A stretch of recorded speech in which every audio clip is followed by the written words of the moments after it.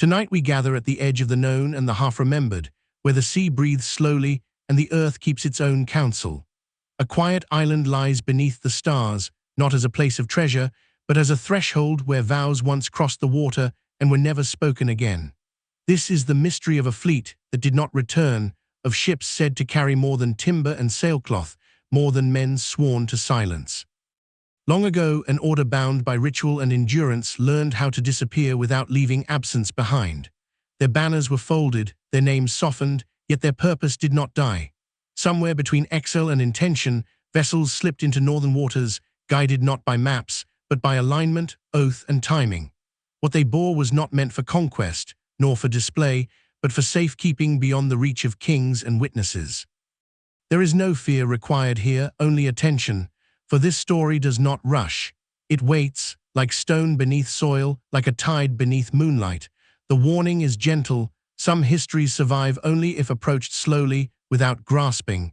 To listen too sharply is to miss them. As the night deepens, we will follow traces left on water and wood, on silence and repetition. We will walk paths not marked on charts, and hear echoes that never learn to speak. Tonight, we do not seek answers. We enter a remembering and allow the sea to keep what it has chosen to hold. Before names settled like dust, the island was already listening. It listened to the long breath of water as it curved and returned, to the hush between waves where time loosened its grip. The tide did not rush here. It approached, withdrew, and approached again, as though learning a lesson it did not intend to forget. Those who passed nearby felt the change without knowing why. The body softened. The chest eased. Something ancient signaled that motion could pause without danger. Stones along the shore rested in positions that seemed casual until watched for a while. They leaned, touched, separated, and aligned in ways that resisted chance. No marker stood upright to claim meaning. Nothing announced itself. These arrangements waited for return rather than discovery. They were shaped to be recognized only after absence, when memory and ground briefly agreed. Wind traced them clean, then covered them again, practicing concealment as a form of care. Long before any sworn order learned of this place, the coastline had been read and reread by travelers who trusted pattern more than promise. Curves in the land echoed curves in the sky. Depths mirrored distances between stars. Such correspondences were not measured, they were felt. Northern waters, colder and less forgiving, taught restraint. What entered them learned to slow, to conserve, to endure. Preservation here required no guardians, only patience. When later seekers came, they came already instructed by silence. They did not arrive to conquer or to name. They arrived to confirm what the land had been rehearsing. Their attention moved along headlands and inlets as if following lines already drawn. They listened for resonance beneath the hull, for the way sound returned altered. Scripture to them was not written. It was folded into shoreline and current, legible only to those willing to read without asking. Signs of earlier crossings remained, though they refused permanence. Carvings were shallow, placed where erosion would eventually soften them into suggestion. Symbols repeated, not to declare origin, but to confirm continuity. Each appearance was incomplete alone. Together they implied a passage that never stopped moving. These marks were invitations to remember a path rather than a people, a function rather than a story. The island itself seemed accustomed to this rhythm of arrival and withdrawal. Soil compacted where feet had passed, then loosened again. Paths appeared during need and faded afterward. Nothing was held too tightly. Even light behaved differently here, lingering at angles that elongated shadow and shortened certainty. Dusk arrived slowly, as if negotiating with the ground. By the time the fleet would one day approach these waters, the conversation was already underway. Stone had spoken to the tide. The tide had answered the sky. Silence had been accepted as a language complete in itself. There was no empty shore waiting to be claimed, only a listening place prepared to receive without obligation. Those who understood did not announce themselves. They adjusted their breath, matched their pace to the water, and allowed the island to decide whether it would remember them at all. It did not promise memory, nor did it refuse it. Remembering was conditional, shaped by humility and timing. Those who lingered without listening felt only the weather. Those who listened without reaching sensed a deeper cadence, a slow agreement between presence and withdrawal. The island offered no answers, only alignment. To remain here requires release. To depart required trust. The exchange was always even. What was taken was silence. What was given was a passage. Long after hulls turned away, after oars ceased, the ground continued its work, settling, adjusting, listening. Nothing was finished. Nothing has begun. The rhythm endured, awaiting the next return, the next breath, the next moment when movement would once again learn to slow. It would remain so through seasons unnamed, through crossings uncounted. Ice would seal and release the shore. Moss would claim stone and loosen again. Above, stars would keep their distances, indifferent yet precise. The listening place would hold its posture, neither calling nor hiding, waiting without urgency for those who could arrive without demand. Until then, the tide would practice patience, and the night would pass gently over water, stone, and thought, leaving nothing disturbed, nothing revealed, nothing owed. As night settled more fully over the island, the surface of the water became a second sky, darker and closer, reflecting only what wished to be remembered. The tide continued its measured movement, neither advancing nor retreating with urgency. It moved as if guided by an older instruction, one given before sound learned to carry. In this dimness, the island revealed its truest character, not through sight, but through sensation. The air thickened slightly, distance shortened. Even the space between thoughts seemed to narrow. Those who once lingered offshore spoke later of a pressure without weight, a sense that something beneath the surface was awake but uncurious. Anchors touched bottom and were lifted again, leaving no trace. Wood creaked softly, not in protest, but in adjustment. The island did not draw vessels inward. It required them to decide whether they would stay aligned long enough to be allowed closer. Along the inner curves of the shore, stones appeared again, arranged in sequences that only revealed themselves when traced slowly. From one angle they dissolved into disorder. From another, they suggested orientation. These were not markers of arrival, but of calibration. To stand among them was to feel slightly repositioned, as though the body had been turned just enough to match a hidden current. No instruction accompanied this shift. It occurred quietly, without a witness. The order that would later be spoken of in fragments understood this language of subtlety. They recognized places not by abundance, but by restraint. Where land refused to explain itself, where effort yielded little spectacle, there they paused. Such places could not be exploited easily. They resisted haste. They were safe because they asked nothing in return. Northern light filtered through long hours of dusk, stretched shadows into elongated forms that softened edges. Time itself seemed to pool here, lingering longer than expected. This made the island unsuitable for settlement, but ideal for preservation. What remained here would remain unchanged, not because it was defended, but because it was overlooked. The cold kept my memory intact. Distance discourages interference. Silence completed the protection. Evidence of earlier passages surfaced only briefly, then receded again. A symbol half seen at low tide. A notch in stone aligned with a particular rise of the moon. These signs were not meant to be collected. They were meant to be encountered and then forgotten, leaving behind only a sense of confirmation. The path, they implied, did not belong to any single group. It belonged to the rhythm of movement itself. What mattered was not who crossed here first, but that crossing had become part of the island's function. The land expected to return. It did not require recognition. It was enough that those who came understood they were stepping into a sequence already underway. Each arrival was an echo, not an origin. Wind moved through the low growth with a sound like breath released after long restraint. It carried no message, only continuity. Even the birds seemed to understand the rules of the place, keeping their distance, circling without settling. Nesting occurred farther inland, away from the shoreline's quiet attention. Nothing crowded the threshold. When at last the fleet would enter this field of alignment, it would not disrupt what had already been established. It would fold itself into existing patterns, adding weight without altering balance. The island had been prepared not by hands, but by repetition. Every tide rehearsed the act of receiving and letting go. Every season confirmed that endurance did not require visibility. Those who approached with humility felt no resistance. Those who arrived seeking certainty found only ambiguity. This was not punishment, but design. The island did not hide. It simply refused to explain itself to those who demanded clarity. Meaning here was cumulative, revealed only through patience and withdrawal. Long after night deepened and the stars shifted overhead, the listening continued.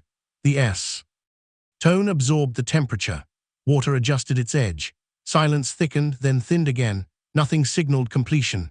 The ancient traces remained exactly what they had always been, indications of passage, not proof. The island held its posture, waiting without anticipation. Somewhere beyond the horizon, movement prepared to align.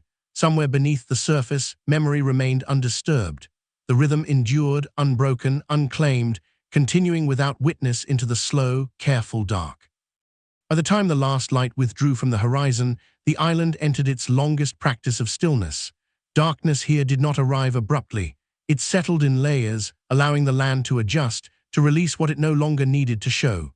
The sea dimmed first, then the sky, until both became indistinguishable except by motion. In this shared shadow, the island's oldest rhythms became easier to feel. Without sight, alignment returned to the body. Those who drifted nearby described an easing of effort, as if the water itself carried a memory of how to hold weight. Oars met less resistance. Sails slackened naturally. Even thought seemed to slow, spreading out and thinning until urgency dissolved.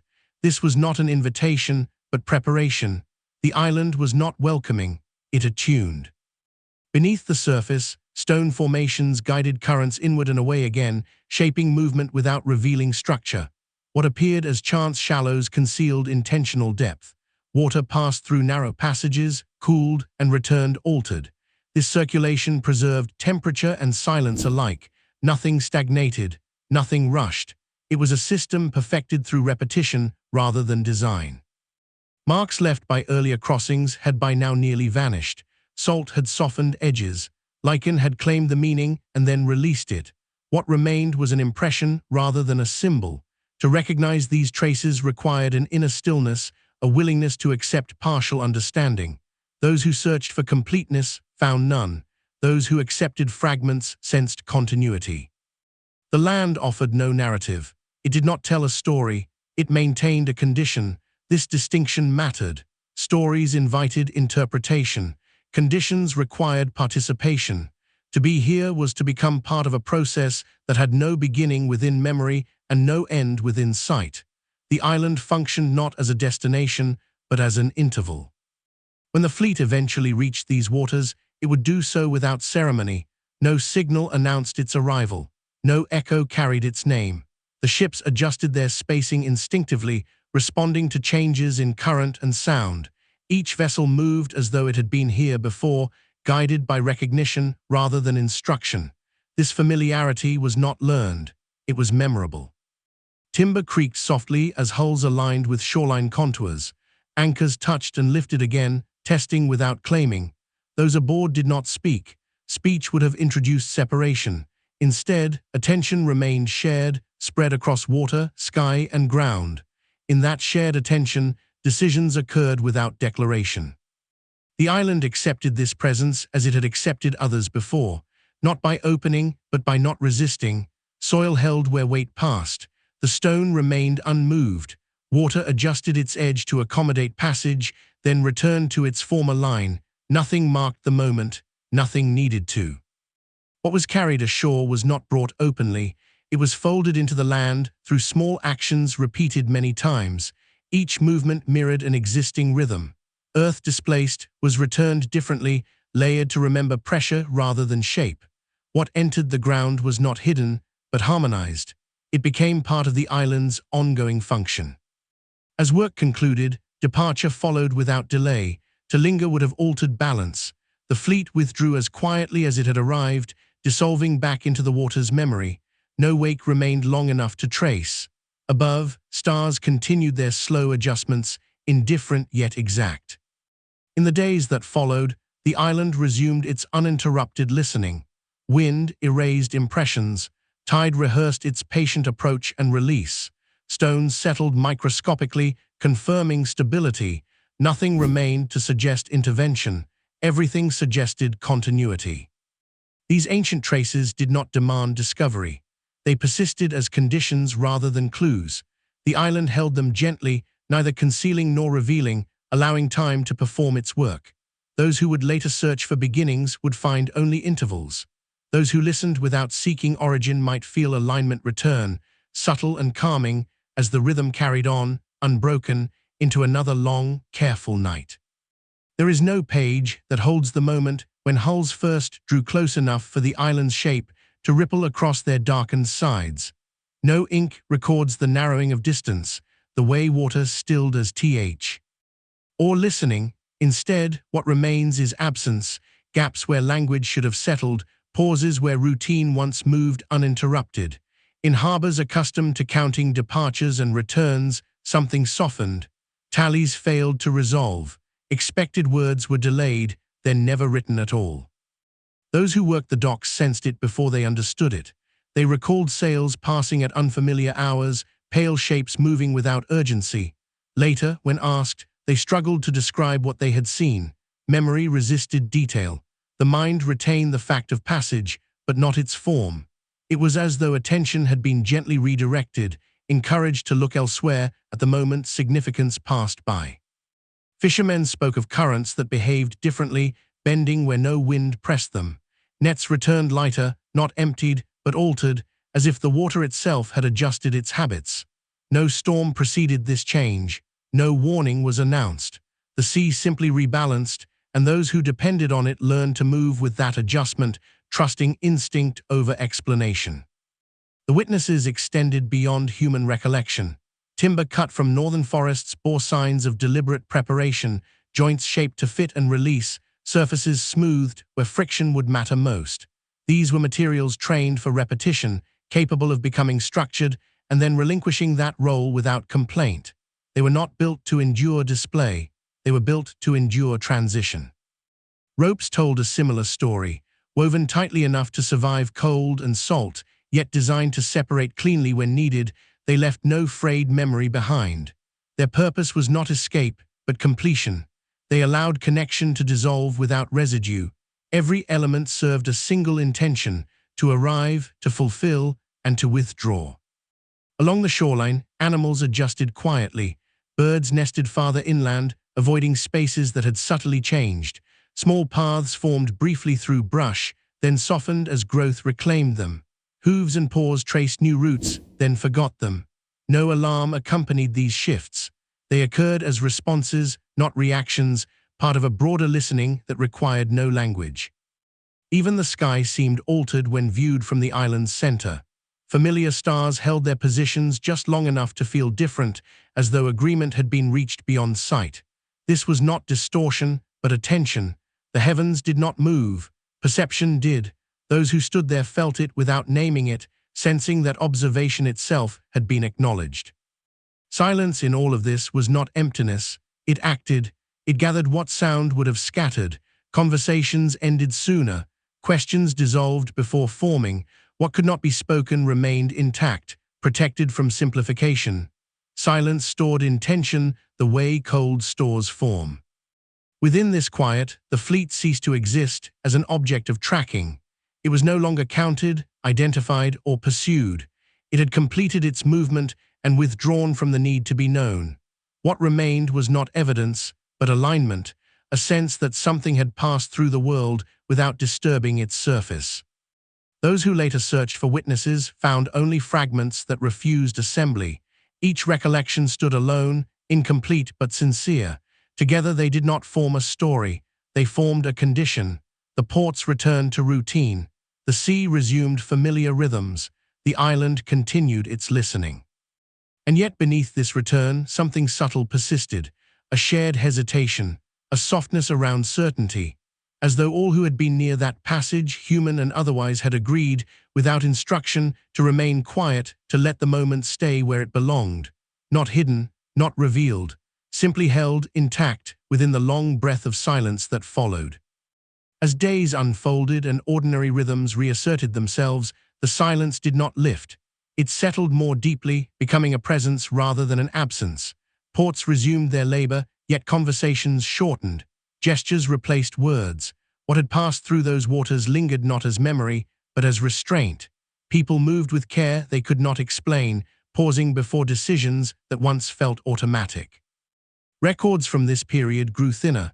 Ledgers listed arrivals without detail, departures without destination.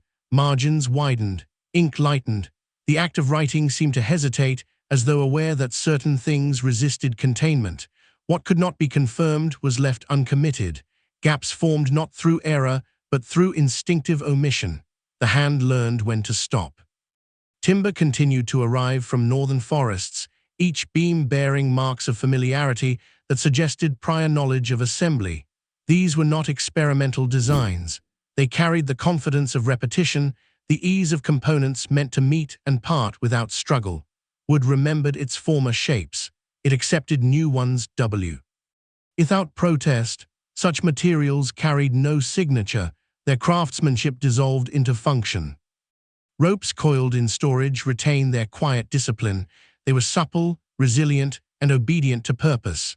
When handled, they offered no resistance, as if already prepared to be released. Sailcloth folded and unfolded without creasing memory into itself. Everything involved had learned how to leave no imprint behind. Beyond human activity, the land continued to adjust. Shorelines shifted almost imperceptibly, sand redistributing itself with each tide. What had been firm softened, what had been loose settled. The island did not mark the passage. It absorbed it. Growth resumed where it had paused, closing small clearings with unremarkable efficiency. The earth practiced forgetting as a skill. Animals that had altered their routes returned gradually, but not entirely. Some paths remained unused. Some habits changed permanently, though no threat remained. This was not fear. It was memory without narrative. Instinct held what language could not shape. At night, those who lingered near the island noticed an unusual quiet in the air.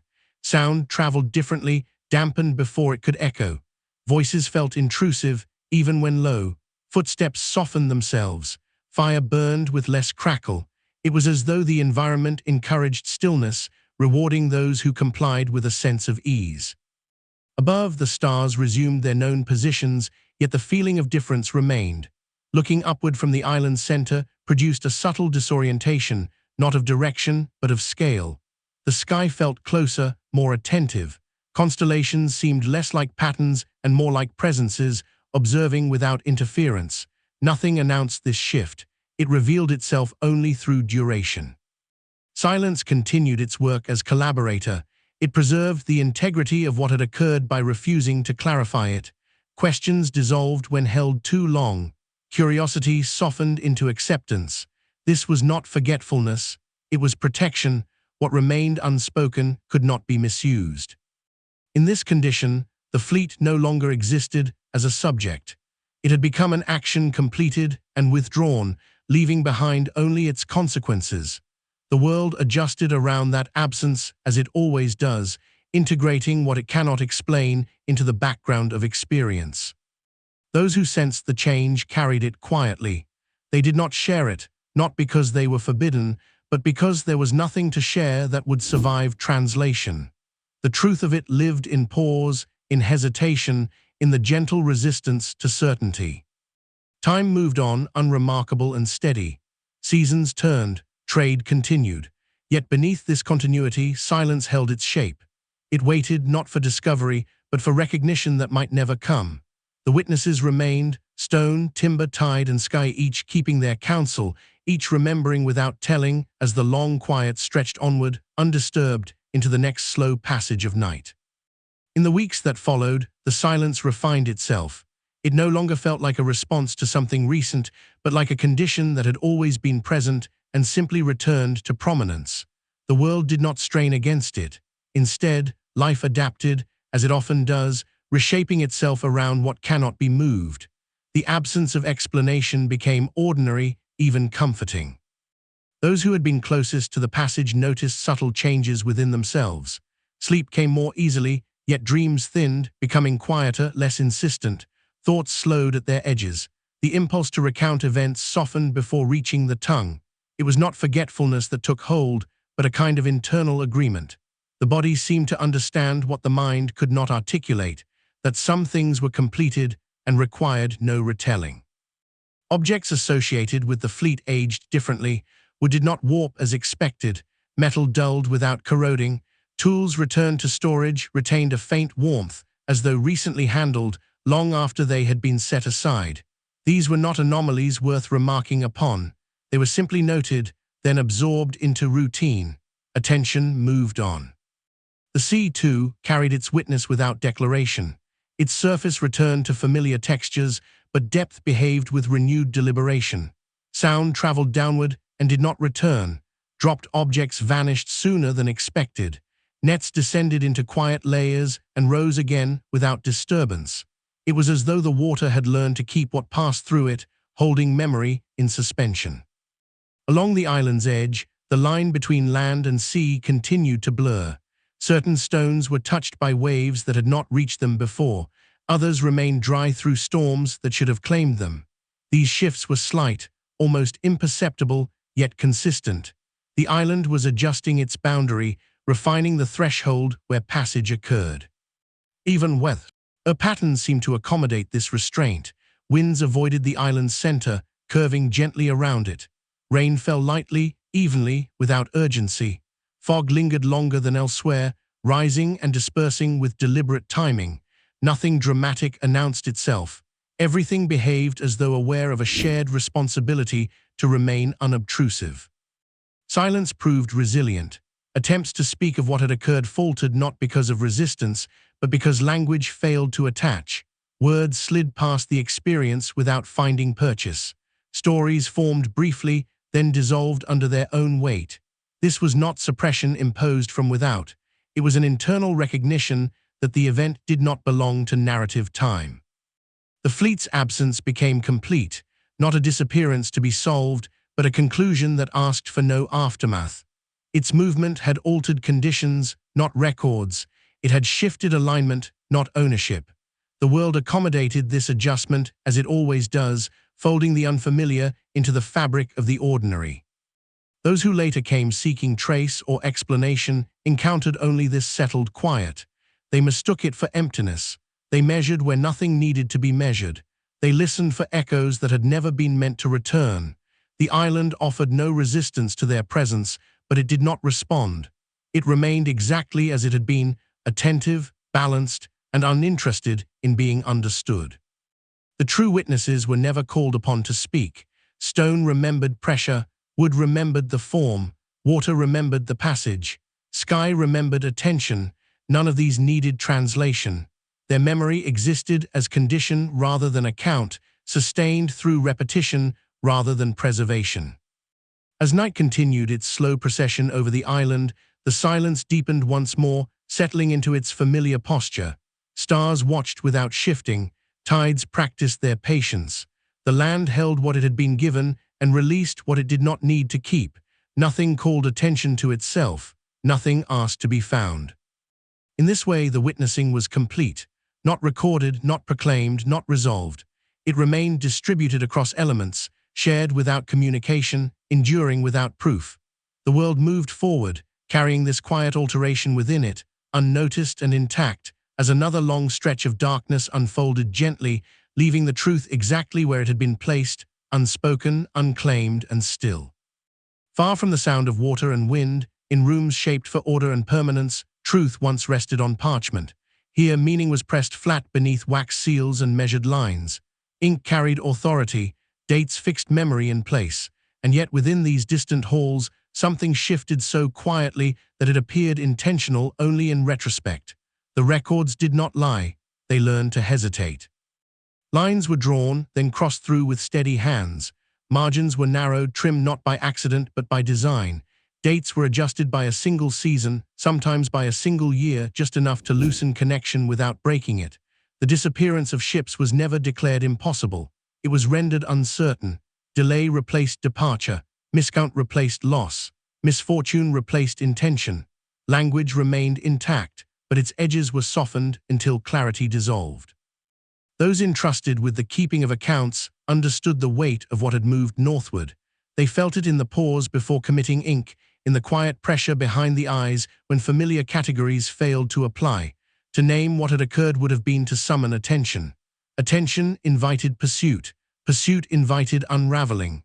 Silence, therefore, became a form of guardianship. These keepers were not conspirators. They were stewards of continuity. They knew that some vows predated any throne, that certain allegiances did not bend to jurisdiction or seal. To describe such things openly would have required admitting that authority itself had limits. The parchment resisted such admissions, so the truth was not erased, it was redirected. Entries that once would have warranted emphasis were allowed to pass without commentary. Ship manifests shortened, cargo lists became vague, destinations were implied rather than stated. Where specificity threatened exposure, generality offered shelter. The record remained complete in form, incomplete in meaning. Fragments persisted, scattered across texts that appeared unrelated, an unusual expense noted without explanation, a sudden transfer of skilled labor to a northern port with no recorded commission, a familiarity with routes previously untraveled, mentioned casually as though long known. Each fragment alone suggested nothing.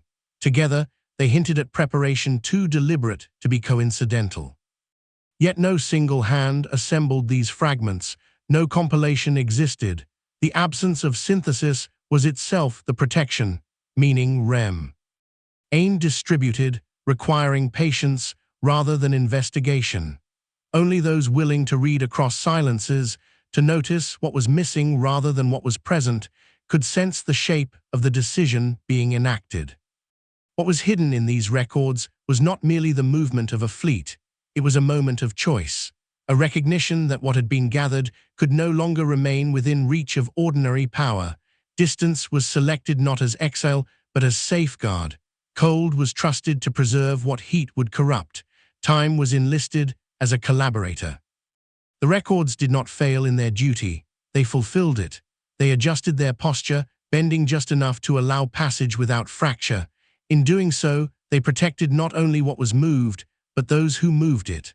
The parchment absorbed the responsibility quietly, carrying forward a version of truth that could survive scrutiny by remaining indistinct.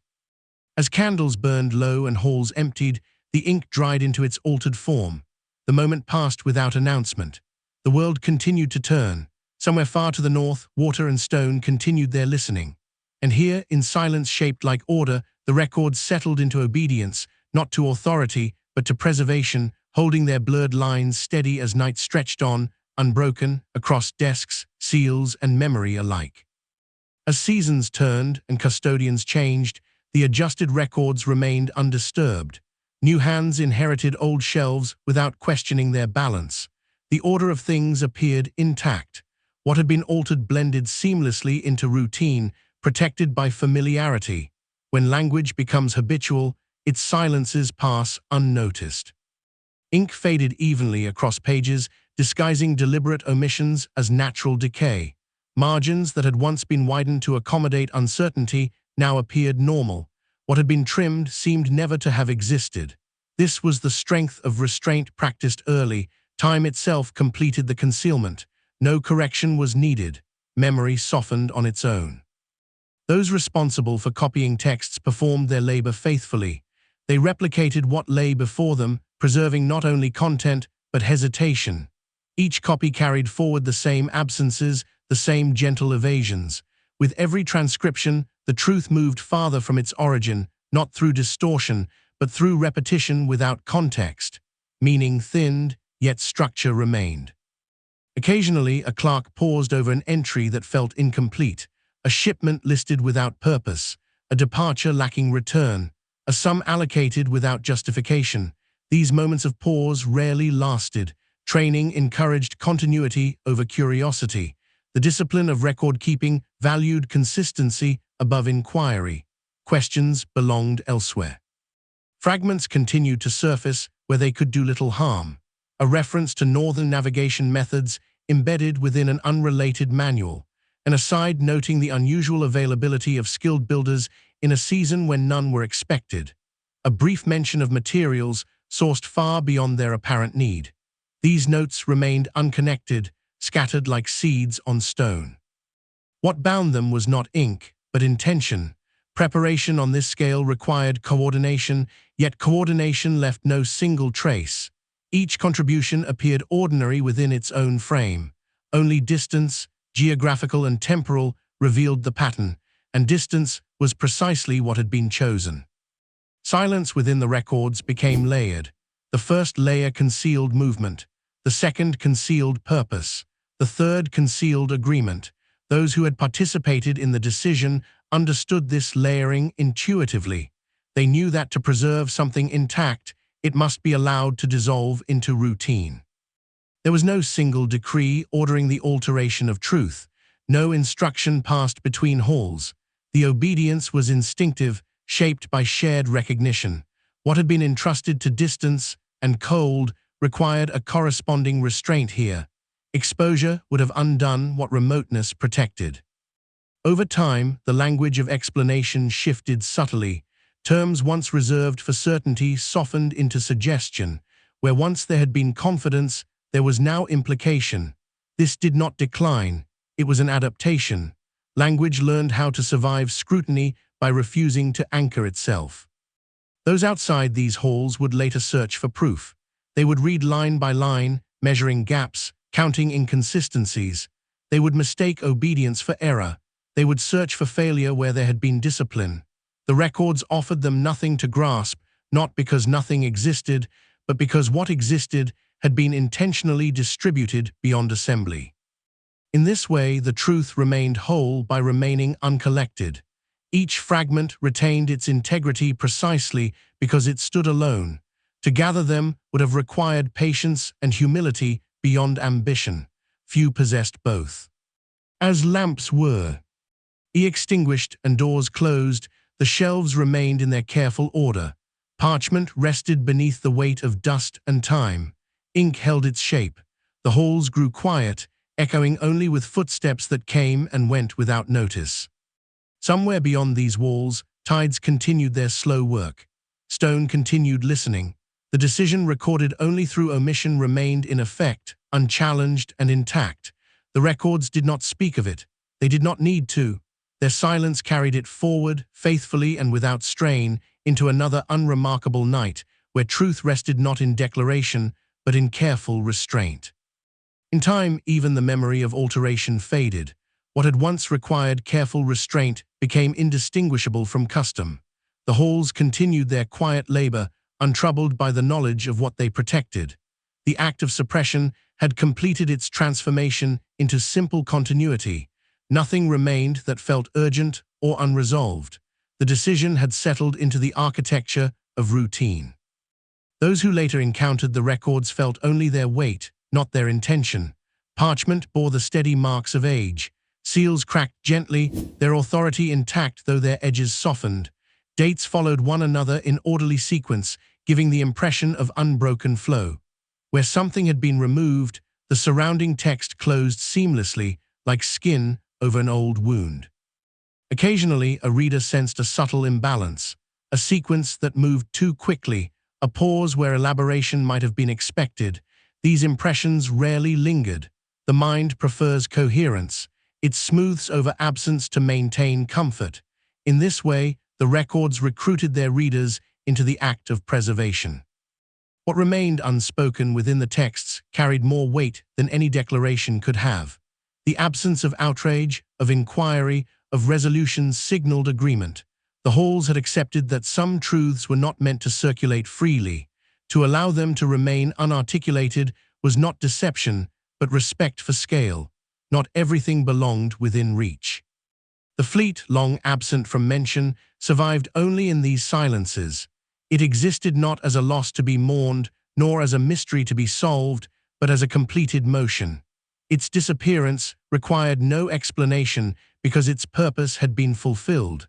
The records honored this completion by refusing to reopen it. Those who once understood the gravity of the decision passed away without commentary. Their knowledge dissolved into gesture, habit, and restraint. New generations learned only discipline, not reason. This was sufficient. Purpose had already been carried to safety. What remained was maintenance.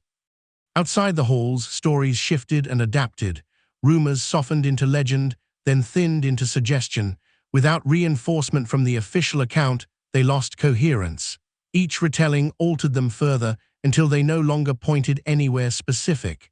This, too, was protection. Distance does not only apply to geography, it applies to memory.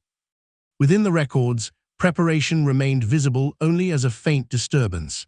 An expense here, a transfer there, the scale suggested by these fragments never coalesced into comprehension. To see it required stepping outside the expectations of record-keeping itself. It required trusting what the absence implied rather than what the text declared.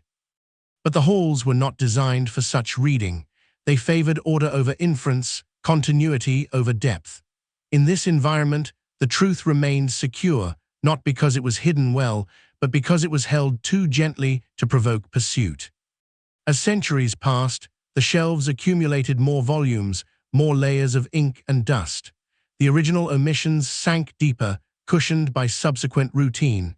The decision they protected remained untouched, its consequences unfolding far beyond the reach of these rooms. Somewhere in northern waters, what had been entrusted to distance and cold remained undisturbed. Stone held its alignment. Water rehearsed its patience. Time continued its quiet collaboration. And here, in halls built for permanence, the records rested in their obedient silence, neither confessing nor denying, simply carrying forward what they had been asked to carry. No correction was ever made. None was required. The truth did not need rescue. It had already been preserved. The parchment knew this. The ink knew this. The silence knew this. And so, without announcement or conclusion, the suppressed records continued their work, holding the shape of an unseen decision steady as night passed gently over the shelves and the world beyond moved on, unaware, intact, and still. The movement north began without declaration. There was no moment that separated preparation from departure, no clear line where intention became action.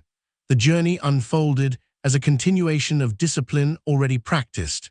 To turn toward colder waters was not an act of flight, out of alignment. The fleet adjusted its bearing gradually, following a latitude where the sky revealed different hierarchies, where certain stars lifted themselves higher above the horizon and held their positions longer, as if inviting attention without demand. This direction had been studied long before sails were raised. It was shared quietly, carried in memory rather than chart, passed from voice to voice until it no longer belonged to any single speaker. What was known orally could be released just as easily. Once spoken, it dissolved back into silence, leaving behind only orientation. Forgetting was part of the method. The waters they followed curved gently away from familiarity. Trade routes softened, thinned, and then disappeared entirely. The sea widened, traffic diminished, sounds changed. The fleet entered a space where repetition replaced exchange, where days were shaped by rhythm rather than destination. Here, navigation became a practice of attention rather than instruction. Each night was measured not by distance gained, but by position held. The ships observed the sky carefully, noting relationships rather than names. Stars were not consulted for guidance alone, but for confirmation. Their rising and setting spoke of balance, of timing, of whether the fleet remained in harmony with the larger movement above and below. Depth was listened to as closely as light. The sound of water against the hull, the resistance felt through timber, the subtle changes in pitch, these were the instruments. The vessels traveled as a single body without visible coordination. No signal flags passed between them. No shouted orders crossed the dark. Adjustments occurred instinctively, as though each ship felt the same pressure at the same moment. When one slowed, others eased. When one turned, others followed without needing to see the cause. This was not training taught in halls or written in manuals. It was practiced in silence, refined through repetition and trust. Cold began its work early. It tightened materials, preserved forms, and clarified intention. Where heat might have revealed impatience or excess, cold demanded the economy. Movement became precise. Waste disappeared. In these waters, everything unnecessary was surrendered without ceremony. The farther north the fleet moved, the quieter the world became. Interest followed only so far. Curiosity faltered where comfort failed. Few wished to observe what required endurance without reward. The sea itself discouraged attention, presenting long stretches of sameness broken only by effort. In this environment, secrecy required no defense. It was maintained by indifference. The days shortened, the nights lengthened, time reorganized itself around survival rather than schedule. Meals were simpler, speech grew sparse. Attention turned inward, then outward again, settling into a steady exchange between body and environment. Fear did not dominate, neither did confidence. There was only attentiveness. As the fleet progressed, identity thinned. Individual vessels mattered less than spacing, names mattered less than function. The movement itself became the focus. Direction replaced destination. The journey ceased to be something undertaken and became something inhabited. By the time unfamiliar landforms hinted themselves at the edge of perception, the fleet no longer experienced itself as a collection of ships. It had become a process unfolding according to alignment rather than command. What had been gathered was already being released into cold, into distance, into time. Land would appear soon enough, but arrival was no longer the goal. Completion was already underway, carried forward night after night beneath unfamiliar stars, as the fleet continued northward, quiet and intact, held together not by signal or record, but by a shared commitment to remain aligned until movement itself decided to rest. As the fleet pressed farther into colder latitudes, the sea altered its character. Swells grew longer, more deliberate, rising and falling with a patience that demanded respect. The water no longer sparkled or scattered light. It absorbed it. Reflections dimmed, replaced by depth that felt immeasurable. In these conditions, the ships learned to listen more carefully, responding to what could not be seen. Days were no longer counted in sequence, but in sensation. The bite of wind at dawn, the density of fog that gathered without warning and released just as quietly, the way sound traveled shorter distances, muffled by moisture and cold. Each detail became instruction. Each change required adjustment, not discussion. Navigation remained an act of collective awareness. The fleet held its formation without maintaining rigid lines. Space between vessels shifted constantly, opening and closing in response to current and weather.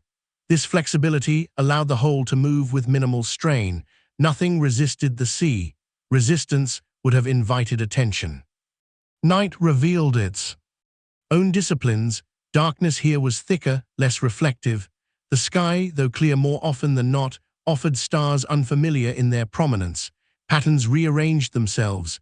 Bearings adjusted subtly. Those who watched understood that alignment was not fixed. It required continuous correction, a willingness to release certainty in favor of balance. Cold continued its quiet preservation. Materials behaved predictably, tightening into reliability. Movement slowed but did not falter. The absence of warmth encouraged conservation, not retreat. Each action carried intention. Each choice was weighed against endurance. In this environment, excess became a liability. The farther north the fleet traveled, the less it resembled anything that could be followed. There were no ports to mark its passage, no markets to register its absence. The sea grew emptier, and with that emptiness came freedom. Curiosity had no footing here. Only those prepared for hardship ventured this far, and they did so for reasons that did not include observation. Secrecy settled naturally. It did not require concealment or deception. It was sustained by distance and discomfort. Even if someone had wished to pursue, the waters themselves would have discouraged persistence. The environment acted as guardian, filtering out all but the most committed. Within the fleet, hierarchy softened. Commands became unnecessary. Experience guided action more effectively than authority. Decisions arose organically, shaped by shared understanding rather than directive. This was not a disorder. It was cohesion refined to its simplest form. The journey itself functioned as an initiation. Those who could not adapt fell silent, not removed, but absorbed into the collective rhythm. Fear gave way to focus. Fatigue became the background. What mattered was maintaining alignment between vessel and water, between sky and bearing, between intention and movement. Memory shifted as well. Familiar references lost relevance. The world narrowed to immediate conditions. Past and future thinned, leaving only the present stretch of water, the current moment of balance. This narrowing was not deprivation, it was clear. Gradually, subtle changes signaled proximity to land not yet visible. The water carried different sounds. The temperature fluctuated slightly. Birds appeared briefly, then vanished. These signs were acknowledged without excitement. Anticipation had no place here. The process continued as it had from the beginning, unbroken and unhurried. By this stage, the fleet's identity as a collection of ships had nearly dissolved. What moved northward was no longer defined by timber and sail, but by continuity. It was a sustained act, approaching its conclusion without announcement. Arrival, when it came, would be secondary. The journey had already achieved its purpose by carrying what mattered into alignment with distance, cold, and time. The sea accepted this passage without resistance. The sky was observed without comment, and the fleet continued its northward movement, steady and quiet, held within a corridor of intention that required no record, no witness, and no acknowledgement beyond its own completion. In the final stretch of the journey, motion itself began to soften. The sea remained cold and expansive, yet its demands lessened, as though acknowledging that alignment had been achieved. Swells settled into longer intervals. Winds steadied. The fleet moved not with urgency, but with a sense of inevitability, carried forward by momentum that no longer required effort. The sky continued its quiet instruction. Certain stars now rose higher and lingered longer in the night, marking a threshold that had been anticipated without being named. These were not guides toward land, but confirmations that the fleet had reached the latitude where intention could be released. Orientation was complete. What had been set in motion had found its place within the greater order. Speech became almost unnecessary. Gestures sufficed. Even gestures faded, replaced by shared anticipation that did not disturb stillness. Each vessel maintained its relation to the others with minimal correction. The formation felt less like arrangement and more like resonance, a pattern sustained by attention rather than control. The cold held everything steady. It preserved shape, reduced decay, and sharpened awareness. Fatigue remained, but it no longer pressed.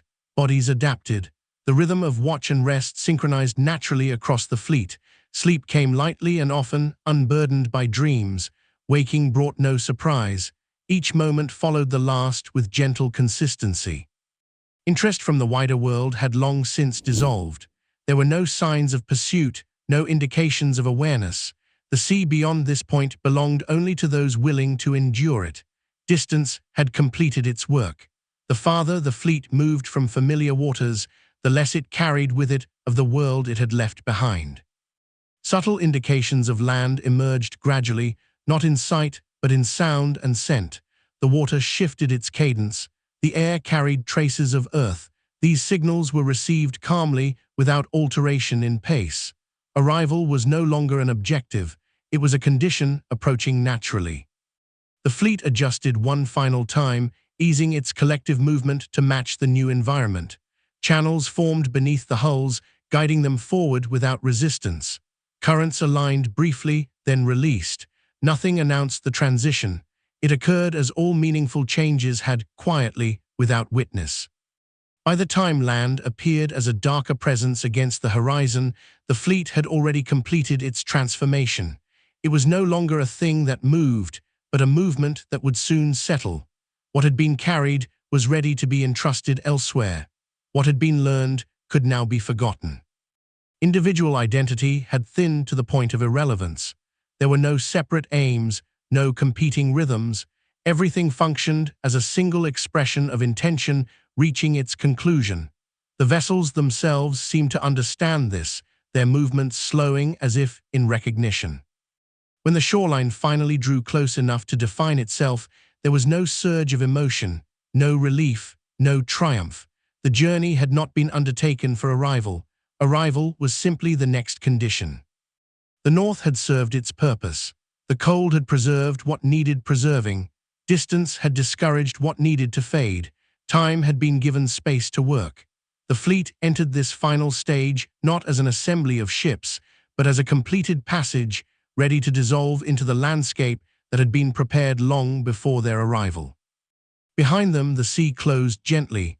Ahead, land waited without invitation, and within the space between, movement slowed to rest, unresolved, unannounced, and intact. Arrival did not announce itself. It unfolded gradually, like breath settling after long restraint. The fleet did not rush toward the shore, nor did it claim space upon first sight. Instead, it slowed further, allowing the island to set the terms of contact. Listening replaced motion. Hulls drifted where currents permitted, holding distance until permission was felt rather than seen. Anchors were tested gently, lowered and lifted again until the ground responded without resistance. Some places refused weight entirely, returning metal with quiet insistence. Others accepted it briefly, then released it. The island communicated through these subtle responses, guiding placement without instruction. No chart recorded this exchange. It belonged to the moment alone. When contact was finally made, it was minimal. Footfalls were measured, pressure distributed carefully, no straight lines were drawn. Movement followed contours already present, paths suggested by slope, by firmness, by the way moss yielded or held. The land revealed where it could be touched and where it preferred to remain undisturbed. Structures did not rise in defiance of the terrain. They emerged from it, coaxed into being through repetition rather than force. Stone already present was shifted slightly, not stacked. Wood was placed where shadows already gathered. Nothing stood tall enough to cast a lasting outline. From a distance, these forms dissolved into the island's existing shapes, appearing accidental even to those who had built them. Earth moved slowly, almost ceremonially. Each layer removed was set aside, marked not by sign but by memory. When returned, it was replaced in a different order, allowing pressure and moisture to settle it naturally. The surface told no story of intervention. It suggested disturbance only in the way storms or animals might disturb, temporarily, without intention. What was placed within the ground was not hidden. It was housed. Cavities were shaped to hold without strain, aligned with natural drainage and stone supports already present. Weight was distributed evenly, allowing the earth to accept responsibility without injury. The land was not asked to conceal, it was asked to remember. This partnership required patience. Work paused often, sometimes for days, sometimes longer, until conditions aligned again. Rain dictated timing, temperature shaped effort. Nothing was forced against resistance. Progress was measured not by completion, but by harmony. When the land responded with ease, work continued. When it resisted, hands withdrew. Those who labored here did so without attachment. Their presence was temporary by design. Tools were chosen for silence and removed when no longer needed. No marks were left that could not be mistaken for weather or age. The island absorbed their movements as it absorbed everything else, without emphasis. As integration deepened, human presence began to thin, tasks concluded without ceremony, pathways softened, temporary shelters were dismantled, and their materials returned to water or earth. Nothing remained. That required maintenance. The island was not burdened with guardianship, it was entrusted with continuity. Departure occurred as quietly as arrival. One by one, signs of human occupation receded, footprints faded, sounds ceased, even memory loosened its hold. Those who left carried no record of exact placement, no map of what had been done. Precision had been surrendered deliberately. To remember too clearly would have been to interfere. Once alone again, the island adjusted. Soil settled. Stone shifted minutely under redistributed weight. Water found new channels and practiced them until they felt old. Growth resumed where it had paused. The land learned to hold what it had been given without instruction or oversight. Integration was complete only when absence felt natural, when the island no longer registered a difference, when the wind moved without obstruction, when tides returned to their familiar patience. What had been entrusted rested not as intrusion, but as extension, another layer within the island's long memory. No marker remained to signal completion. None was needed. The land had accepted its role, and in doing so had also accepted forgetting. The hands that delivered their burden dissolved into distance. What remained was partnership, quiet, durable, and unspoken, continuing beneath surface and season alike, as the island returned fully to itself, holding its charge without witness, without urgency, and without end. With human movement withdrawn to its barest necessity, the island began the deeper work of adjustment. This phase required no tools and no guidance. It unfolded according to rhythms older than memory, shaped by pressure, moisture, and time. The land did not resist what had been entrusted to it. It reorganized itself quietly, learning how to hold the new weight as though it had always been there. Subtle changes appeared across the surface. Depressions softened, slight rises redistributed themselves. Soil breathed in response to temperature and rain, expanding and settling in slow cycles. These movements erased the last indications of intervention, not by covering them, but by absorbing them into the island's natural behavior. What had been placed beneath no longer felt separate. It belonged. Water played its part with precision. Drainage paths adjusted, guiding excess away without erosion. Moisture reached depths that were preserved without saturating. Nothing flooded, nothing dried beyond endurance. The balance achieved was not static. It flexed gently, adapting to seasons without strain. This flexibility ensured longevity far more effectively than any rigid construction could have. Stone responded last. Its movements were nearly imperceptible, measured in fractions of alignment rather than displacement. Weight redistributed through existing formations, reinforcing rather than weakening them. Cavities held steady. Supporters settled into their new role without cracking. The island accepted responsibility with patience. Above ground, growth resumed its unremarkable patterns. Moss reclaimed stone edges. Grasses filled spaces once compressed by footfall. Roots threaded through disturbed soil, stitching layers together with organic persistence. These living processes completed what human effort could not. They erased intention while preserving function. The absence of ongoing presence was essential. No guard remained to watch. No caretaker returned to inspect. The island was trusted fully. This trust allowed it to forget the sequence of actions that had shaped it, retaining only the outcome. Memory here was structural, not narrative. Those who had labored on the integration felt the necessity of departure.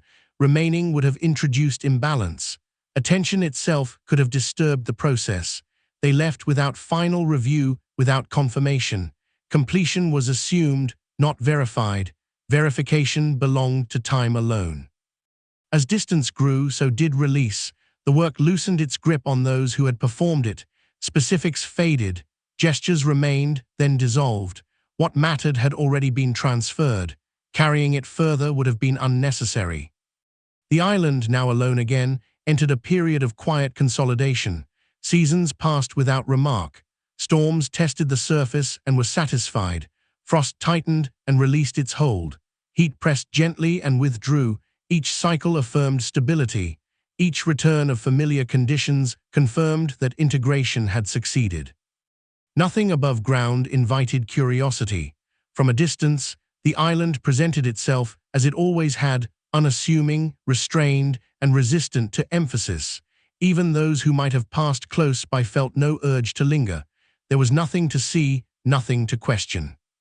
Below, however, the entrusted presence rested securely. It required no adjustment. It drew no attention.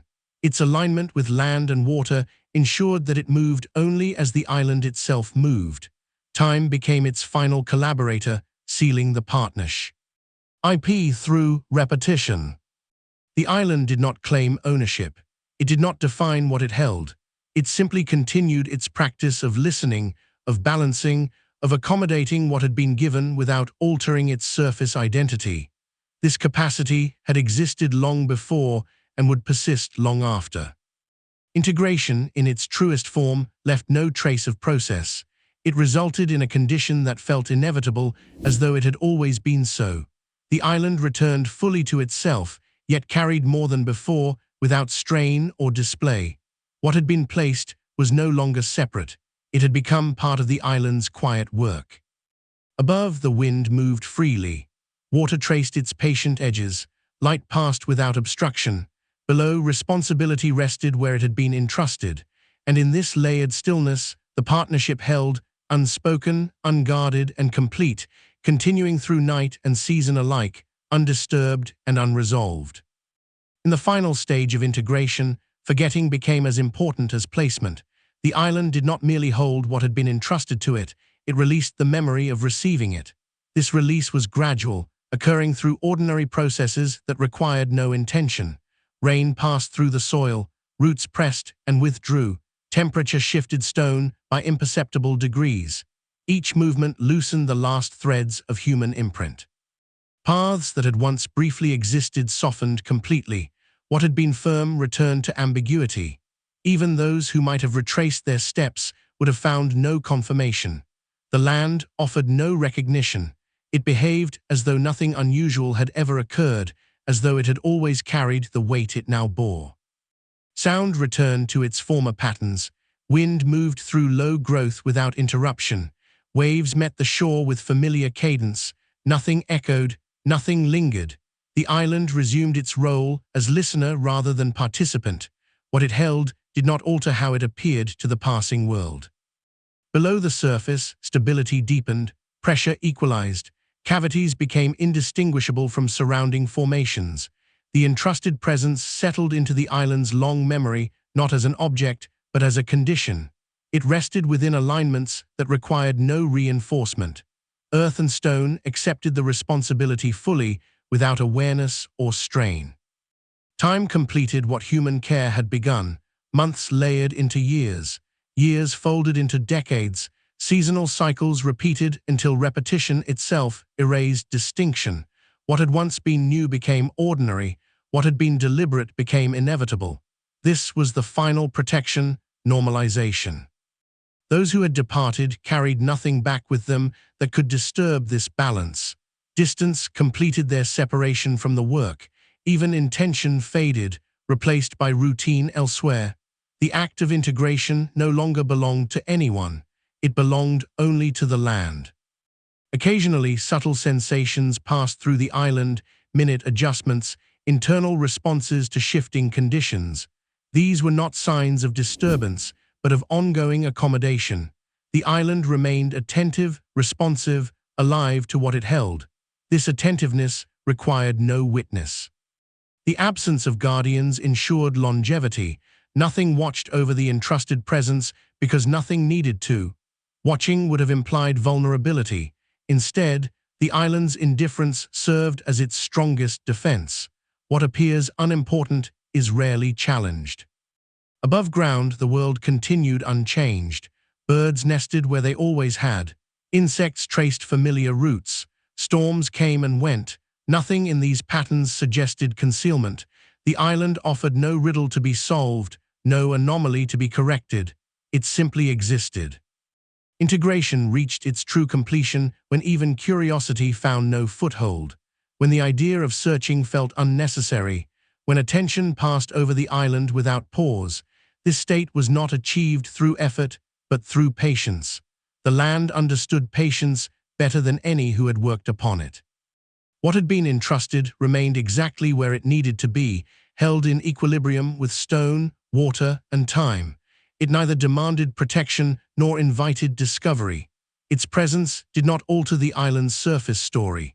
It added depth without adding noise. In this way, the island fulfilled its role completely. It became both holder and forgetter, guardian and witness, without knowing itself as such. The partnership formed through listening and restraint continued effortlessly, sustained by cycles that required no intervention. Night passed over the island as it always had. Darkness settled. Stars watched without interest. Tides rehearsed their patient return. Beneath all of this, the integrated presence rested, neither hidden nor revealed, simply held. Nothing marked the end of the work. No signal confirmed success. Success here was indistinguishable from continuity. The island returned fully to its lawn. Silence, carrying forward what had been given without reference to origin or purpose. And so integration resolved itself not into completion, but into permanence. What had arrived had ceased to arrive. What had been placed no longer felt placed. The land moved on, intact and unchanged, holding its quiet charge as it always would, unnoticed, unchallenged, and still. Beneath the surface, beyond what light could reach or footsteps could disturb, form emerged without announcement. It did not rise or expand outward. It settled inward, guided by principles older than instruction. These systems were not imposed upon the island. They were aligned with it, shaped to echo the movements that already governed water and stone. Gravity was not resisted. It was consulted. The tide was not blocked. It was invited to participate. Channels formed where water naturally wished to travel. They curved gently, narrowing and widening according to pressure and release. These passages served more than one purpose. They guided water away when weight pressed too deeply, relieving strain before it could surface. They also responded subtly to disturbance, altering flow in ways that could be felt without being seen. Water became both shield and signal, communicating change through delay and resistance rather than alarm. Stone was positioned with equal restraint. Nothing stood rigid against force. Instead, each placement anticipated pressure, accepting it and distributing it along paths already present within the island's structure. When weight increased, stone shifted microscopically, transferring stress sideways and downward, dissolving impact into movement. This response was not visible. It was sensed only through the absence of fracture. Nothing beneath the island was designed to oppose intrusion directly. Resistance would have invited attention. Instead, intrusion was redirected, guided into deeper effort, longer labor, and gradual exhaustion. The system did not deny access.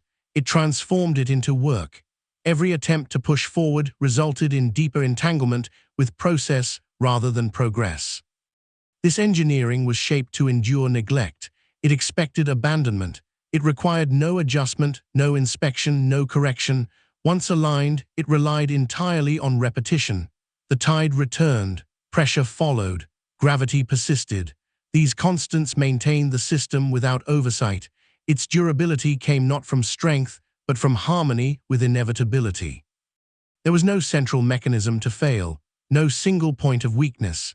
Each element operated independently while contributing to a larger response.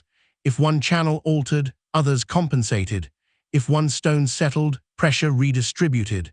The system behaved as a living thing behaves, responsive, adaptive, unconcerned with explanation.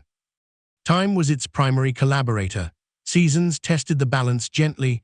Storms applied pressure without warning. Freeze and thaw rehearsed expansion and release. Each cycle refined the alignment further, smoothing transitions, confirming tolerances. What might have appeared crude at first deepened into precision through repetition alone. Interference, when it came, only strengthened concealment. Displaced stone shifted to new positions that preserved function while altering pathways. Water redirected itself, finding longer routes, creating new delays. Effort applied from above was absorbed, not challenged. The more force introduced, the more the system responded by diffusing it. This patience was intentional. The design assumed discovery. It anticipated curiosity. It expected disturbance. What it did not allow for was comprehension. Understanding required stillness, withdrawal, and long attention, conditions rarely met by those who sought to penetrate rather than listen. Those who shaped these systems did not imagine themselves as builders. They acted as listeners, responding to what the land permitted. Each placement followed confirmation rather than plan. Adjustments were made slowly, guided by feedback that could not be measured, only felt. Once complete, there was nothing left to tend. Above ground, nothing hinted at the complexity below. The surface remained unremarkable, offering no invitation to dig or probe. The island wore its ordinary shape convincingly. What lay beneath did not seek to be hidden. It relied instead on being aligned too deeply with natural processes to be separated from it. Hidden engineering of this kind does not announce itself through achievement. It reveals itself only through endurance. Its success is measured not by access prevented, but by effort prolonged. Those who encounter it mistake difficulty for accident. They assume delay is failure. They do not recognize design because design refuses spectacle. And so the systems waited, not dormant, but active in their quiet way. Water flowed. Stone responded. Pressure passed through without protest. Beneath the island, intelligence persisted without awareness of being intelligent. At all, it functioned because the world continued to function. Nothing signaled its presence. Nothing needed to. The engineering remained where it had been placed, patient and intact, ready to receive disturbance without reaction, to convert intrusion into labor, and to allow time to do what it always does best: outlast intention, soften force, and keep what has been entrusted exactly where it rests. As time passed, the systems beneath the island refined themselves through use alone. They did not require activation. Every tide that arrived completed a cycle. Every shift in weight rehearsed the response. The design was not static. It learned through repetition, not by changing its purpose, but by settling more fully into it.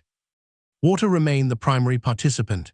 It entered passages without urgency, guided by gradients too slight to measure. In moments of calm, it flowed freely, washing stone surfaces clean, carrying fine sediment away in silence. During disturbance, its behavior altered. Flow slowed, pressure redistributed, paths lengthened. What had once been direct became circuitous, not as obstruction, but as an invitation to patience. These channels were not symmetrical. Their irregularity prevented familiarity. Those who followed them found no predictable pattern. Each turn required reassessment. Each narrowing demanded effort. The farther one progressed, the more labor was required, and the less certainty accompanied it. Progress felt real, yet always incomplete. Stone responded subtly to intrusion. When displaced, it did not resist with fracture or collapse. It settled into new alignments that preserved the system's function while altering access. This adaptability prevented damage while ensuring that interference never simplified the structure. Every attempt to impose order resulted in greater complexity. The absence of rigid barriers was intentional. Walls invite challenges, locks invite keys. Here nothing declared itself as a boundary. There was only a process, slow, continuous, and indifferent to outcome. Those who entered were not opposed. They were engaged. The system asked only for endurance, offering no confirmation of success. Gravity ensured honesty. Nothing floated beyond its place. Weight always mattered. Effort could not be disguised. Every movement required compensation elsewhere. As pressure increased, response deepened. The system absorbed force and translated it into redistribution, preventing any single point from bearing excess. This made collapse unlikely and comprehension impossible. The design's greatest strength lay in its invisibility to expectation. It resembled natural irregularity too closely to be separated from it. Those who encountered difficulty assumed coincidence. They attributed resistance to chance formations, to misjudgment, to error. They did not consider intention because intention appeared unnecessary. Maintenance was never part of the plan. Attention degrades systems that rely on obscurity. Neglect preserved this one. Without inspection, without repair, without record, it remained aligned with the island's own rhythms. Change occurred only when conditions demanded it, and always within tolerances that preserved balance. Interference, when sustained, accelerated concealment. Increased effort triggered increased response. Water is redirected more frequently. Stones settled more deeply. Channels extended. What had once been near became distant. The act of seeking created new layers to seek through. Labor compounded upon itself. Those who approached with force found themselves exhausted rather than enlightened. Time lengthened, progress slowed, tools dulled, confidence eroded. Nothing dramatic occurred. There was no failure to point to, no obstacle to blame. Only the gradual realization that effort yielded diminishing returns. The system did not punish. It simply required more than was willingly given. Patience beyond ambition. Stillness beyond curiosity, withdrawal beyond persistence. Those conditions were rarely met. From above, none of this could be inferred.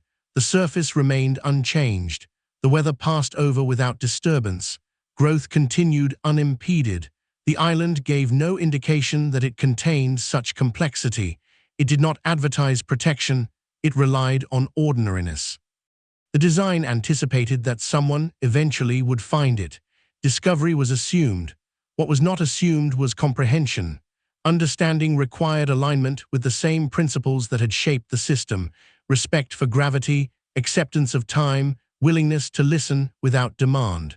Without these, discovery remained shallow. Hidden engineering of this kind does not defeat intrusion, it absorbs it. It does not reveal itself through resistance, but through delay. It does not say no, it says continue, and continues to require. Beneath the island, these systems remained active, responsive to every change without ever revealing their purpose. They did not announce success. They did not acknowledge effort. They simply persisted, translating disturbance into work, curiosity into labor, and impatience into withdrawal. In this way, the design fulfilled its role endlessly. It asked nothing of those above. It waited without waiting. It endured without effort. It allowed time to move through it as water moved through stone, slowly, persistently, shaping without declaration. And so the hidden engineering remained, patient and exact, neither guarding nor yielding, but existing as an extension of the island itself. It continued its quiet work beneath surface and season, confident not in secrecy, but in alignment, allowing the world to pass over it again and again, unaware of the intelligence resting just below, untroubled, intact, and still. Over long spans of time, the systems beneath the island ceased to feel constructed even to the land itself. What had once been shaped through careful alignment dissolved fully into natural behavior. The distinction between design and terrain disappeared. Stone no longer remembered placement. Water no longer remembered guidance. Everything functioned as though it had always been so.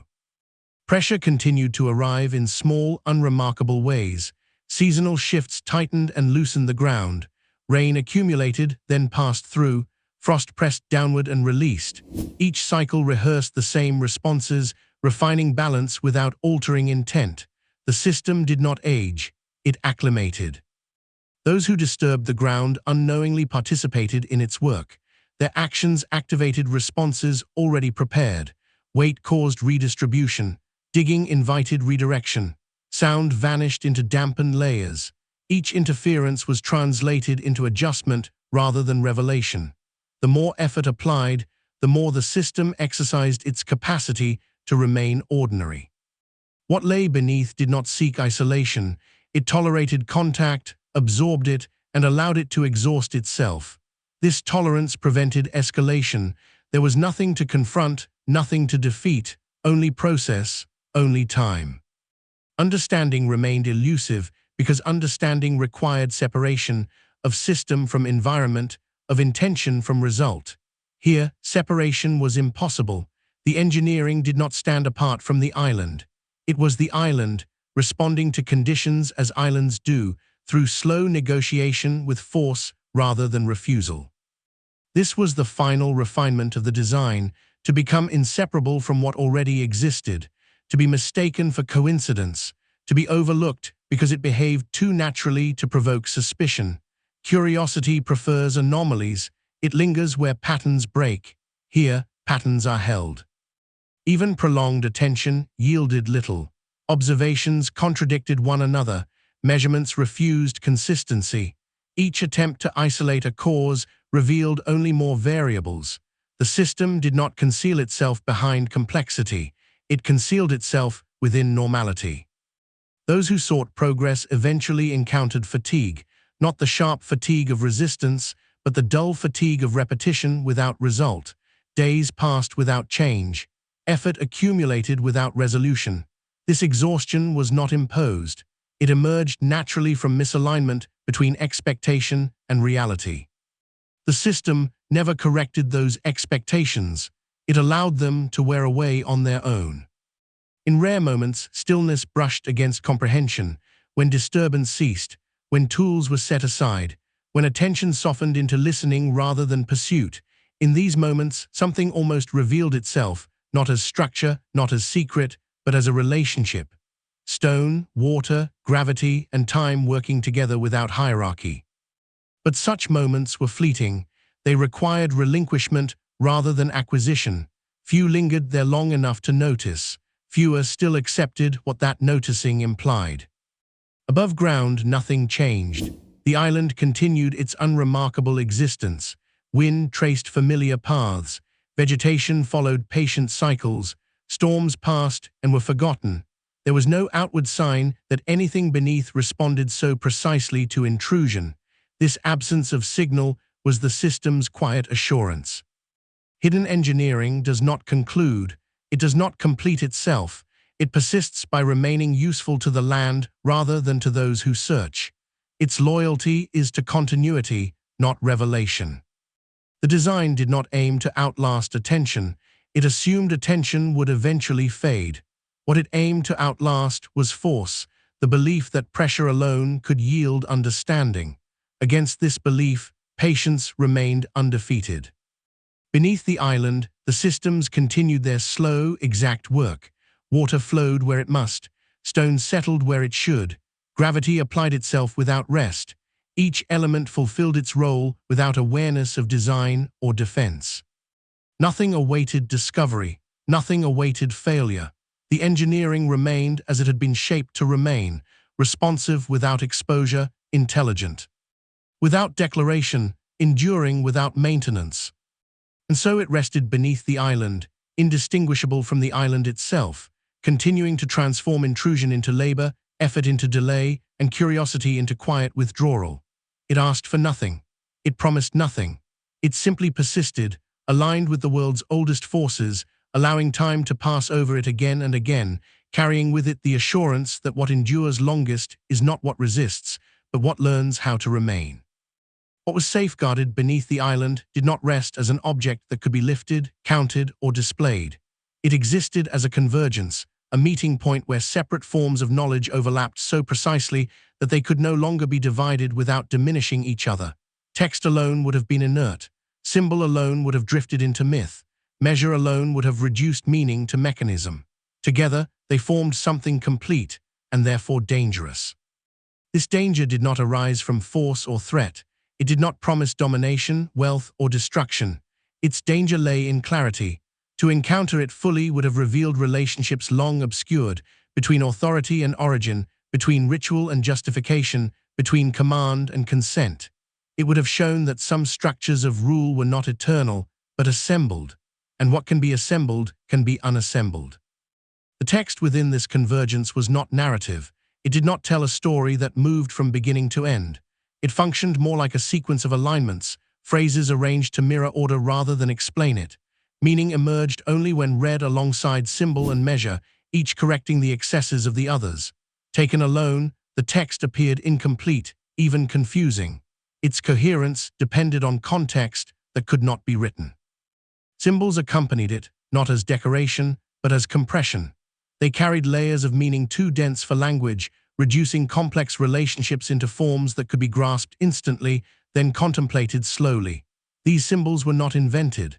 They were refined, stripped of excess, until only essential correspondence remained. Their presence guided attention, indicating where understanding should pause rather than proceed. Measure completed the convergence, not number as quantity, but measure as proportion. Ratios governed spacing, sequence, and balance. These measures linked the relic to larger systems, sky, land, body, demonstrating that what was held there was not isolated knowledge, but a reflection of universal order. Alter the measure, and meaning distorted. Remove it, and the rest collapsed into abstraction. Separated, these elements could be misinterpreted or dismissed. Together, they resisted misuse by refusing simplification. The relic did not yield its clarity quickly. It required stillness, patience, and humility. It demanded that the observer relinquish preconception. This requirement alone rendered it incompatible with ambition. Those who safeguarded this convergence understood its implications. To allow it into circulation would have destabilized systems built on partial truths. Authority justified by lineage, decree, or force would have been exposed as contingent. Ritual divorced from origin would have been revealed as hollow. Power would have been shown to depend not on inevitability, but on agreement sustained through forgetting. Such clarity could not be managed once released. It could not be controlled or selectively applied. Its presence would have reoriented perception itself. Those who encountered it would no longer see hierarchy as fixed, nor obedience as inherent. The danger lay not in rebellion, but in understanding. For this reason, the relic was not destroyed. Destruction would have acknowledged fear, nor was it hidden through obscurity alone. Obscurity invites pursuit. Instead, it was entrusted to patience. Distance, cold, and silence were chosen not to conceal, but to defer. Time became the final safeguard. Knowledge of this kind does not vanish. It does not erode or weaken. It waits. It waits without expectation, without urgency. It remains intact because it is unactivated. Activation requires conditions rarely met, listening without desire, attention without agenda, understanding without intent to use. Beneath the island, the convergence rested without asserting itself. It did not radiate meaning. It did not call out to be found. Its presence was neutral, complete in itself. The systems around it ensured stability, not secrecy. Its protection lay in alignment rather than defense. Those who placed it, they did so knowing they would never return to it. Guardianship was transferred entirely to circumstance. The relic would outlast them, outlast their orders, outlast the languages they spoke. It would remain exactly as it was, unchanged by neglect, preserved by irrelevance. Above, the world continued its movements. Authority shifted hands, structures rose and fell, explanatio. NS hardened, then softened again. None of this disturbed what waited below. The convergence required no recognition to remain true. Such knowledge does not sleep. It is not dormant.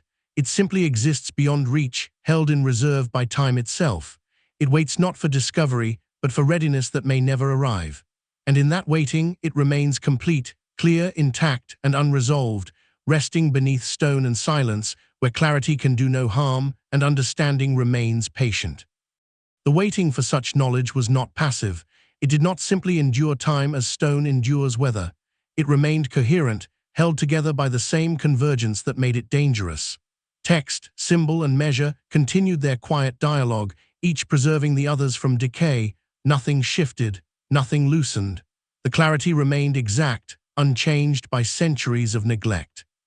Those who had understood its nature also understood the necessity of separation, not separation of elements, but separation from context where authority demanded permanence.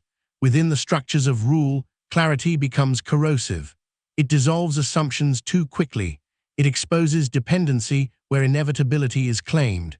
The relic could not exist openly without unraveling the frameworks that surrounded it. Its placement beneath the island ensured more than physical distance. It removed the convergence from cycles of interpretation. Above ground, meaning is constantly reworked, rephrased, adapted, justified. Below, meaning was allowed to remain fixed. No commentary accumulated. No revision softened its edges. It waited without being translated. The text, unread, retained its precision. Language often decays through use, worn thin by repetition. Here, words rested without friction. Their relationships to one another remained intact, preserved from misquotation or selective emphasis. They did not persuade, they aligned. The symbols, unseen, resisted mythologizing. Symbols exposed to attention tend to inflate, absorbing meanings never intended. In isolation, they become vessels for projection. Beneath the island, they remained exactly what they were: compressed forms of relationship, silent and complete. They did not invite interpretation, they required it. Measure, untouched, preserved proportion against distortion. Ratios remained stable, immune to approximation. They continued to reflect correspondence between body, land, and sky without being reduced to calculation. Measure here was not a tool. It was a reminder that balance precedes explanation. Together, the convergence rested in equilibrium. Remove one element, and the others lose coherence. This interdependence was its safeguard. No partial understanding could activate it. No fragment could be exploited independently. The relic demanded completeness, and completeness demanded conditions incompatible with haste. Those conditions were unlikely to arise by accident. They required an absence of ambition so complete that discovery itself would no longer be the goal. They required attention without extraction, curiosity without possession. Such states are rare, and when they do occur, they often pass unnoticed. Above the island, seekers would later pursue fragments, texts divorced from symbol, symbols divorced from measure. Each fragment, encountered alone, appeared insufficient. Some dismissed them as incomplete. Others reinterpreted them to fit existing frameworks. None encountered the convergence as it had been intended. This fragmentation was anticipated. It was not a failure of preservation, but part of it. The relic was not meant to be approached gradually. It could not be assembled piece by piece. It required simultaneous engagement, an alignment of perception that did not develop incrementally. The danger of clarity lay precisely here. Once grasped, it could not be ungrasped. Understanding would not remain confined to a single domain. It would extend outward, reframing assumptions wherever they rested. Authority, ritual, and legitimacy would appear provisional, sustained not by necessity but by repetition and consent. Such understanding could not be legislated, it could not be contained. Those who had placed the relic beneath the island understood this fully. Their choice was not to suppress truth, but to defer it. Time was trusted to decide whether the world would ever become ready. Waiting, in this sense, was not denial, it was care. To expose clarity too soon would have been to destroy its usefulness. Understanding forced upon an unready context becomes noise. It provokes reaction rather than integration. The relic was protected from this fate by being left alone. Beneath the island, the convergence remained unaltered by the passage of years. No vibration disturbed it. No inquiry reached it fully. The systems surrounding it ensured stability without isolation, allowing it to remain part of the world while remaining untouched by it. Such knowledge does not announce itself, it does not decay into irrelevance, it waits in alignment with deeper cycles, unconcerned with human urgency. Its patience mirrors the patience of stone and tide, enduring not because it resists change, but because it exists outside the need to respond. If ever encountered as intended, the relic would not command belief. It would not demand allegiance, it would simply clarify, and clarity, once present, would alter the ground on which authority stands. Until then, it remains where it was placed, complete and quiet, held within the island's long memory. It waits without expectation, without desire, without signal, resting beneath layers of time and silence, intact and unresolved, as the world above continues to turn, unaware of the clarity resting just beyond its reach. As centuries accumulated above it, the convergence beneath the island remained untouched by interpretation. It did not drift into legend. It did not accumulate stories. Its silence protected it from transformation. While the world reshaped its symbols again and again, here, meaning stayed precisely where it had been placed. The absence of narrative was essential. Stories invite conclusion.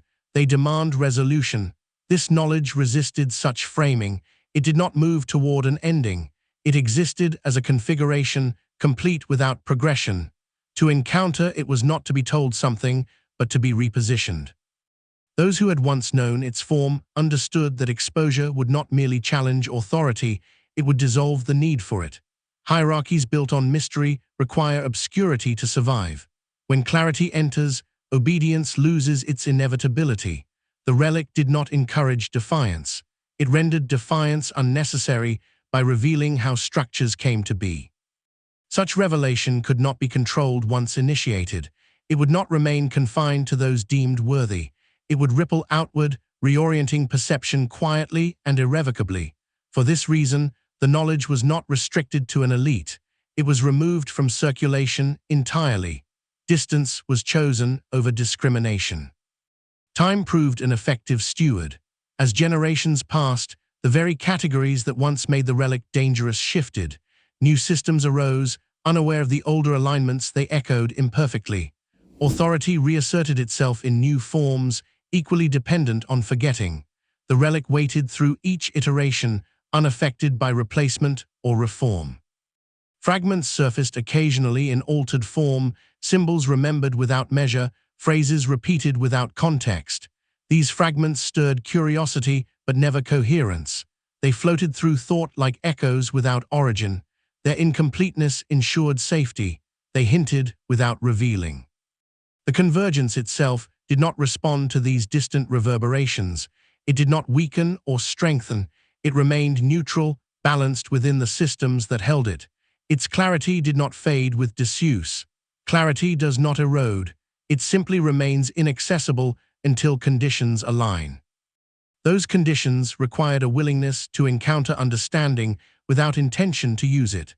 This requirement alone placed the relic beyond most reach. Knowledge is often sought as means rather than as state. Here, knowledge existed only as a state. To grasp it would have been to relinquish ambition entirely. In this way, the relic is selected against discovery without exerting force. It demanded nothing and therefore attracted nothing. Only those who approached without seeking would have been able to perceive it fully, and such an approach rarely occurs where expectation persists. Above the island, centuries of disturbance came and went. Attention flared, then faded. Effort increased, then collapsed into fatigue. None of this altered what waited below. The relic did not oppose intrusion. It remained unchanged by it. Its safety lay in irrelevance to the terms of pursuit. The systems surrounding it continued their quiet work, converting interference into delay, curiosity into labor. These were not defenses. They were conditions that preserved equilibrium. The relic required no guardian because it required no secrecy. Its protection was aligned with patience. Even if uncovered physically, the convergence would remain incomplete without the conditions of comprehension. Text could be read and misunderstood. Symbols could be seen and misassigned. Measures could be recorded and misapplied. Without simultaneous alignment, clarity would remain absent. Thus, the relic was not hidden in the way objects are hidden. It was placed where it could not be activated by force, ambition, or partial understanding. Its existence was secure not because it was buried deeply, but because it was integrated with conditions rarely met. Such knowledge does not seek revelation. It does not desire awakening. It waits without anticipation. Its waiting is not tension, but rest. It remains exactly what it is, unconcerned with whether it will ever be encountered as intended. And so, beneath the island, the convergence continues its quiet existence. It does not sleep. It does not stir. It holds clarity in reserve, intact and complete, neither offered nor withheld. The world above moves through its cycles of authority and forgetting, unaware of the configuration resting just beyond its reach. The relic waits, not for a moment in history, not for a chosen hand, but for a condition of attention that may never arrive. Until then, it remains as it was placed, unresolved, undisturbed, and whole, held in silence by stone and time, where clarity can exist without consequence, and understanding can rest without being forced into the world. Centuries passed without interruption, and in that passing the island perfected its indifference. Time moved across it gently, leaving no mark strong enough to invite explanation. Then, gradually, attention returned, not as listening, but as assertion. The quality of presence changed. Where once there had been restraint, there was now urgency. Where patience had guided approach, impatience began to press. The first disturbances were tentative, small intrusions, uncertain and exploratory. Tools touched ground and withdrew again, testing resistance. When nothing revealed itself, effort increased. Sound entered spaces that had long been governed by quiet. Metal struck stone. Earth was displaced more quickly than it wished to be. The rhythm of work no longer matched the rhythm of the land. Curiosity had altered its posture. It no longer asked. It was assumed. What had once been approached as mystery was now treated as entitlement. The island was no longer listened to as a partner. It was regarded as a container, something that owed disclosure to persistence. The land responded without alarm. It did not oppose these changes with collapse or spectacle. It behaved as it always had. Pressure redistributed. Water adjusted its paths. Stone settled and shifted just enough to accommodate intrusion without yielding coherence. Nothing broke. Nothing revealed itself. Each disturbance layered confusion over precision. Measurements contradicted one another. Depths failed to align with expectation. Paths opened briefly, then disappeared. Progress seemed near, then receded. What had once been exact became difficult to read, not because it had changed purpose, but because it had adapted to remain unreadable under force. Tools grew louder, methods accelerated, effort multiplied, yet each escalation activated deeper responses within the island.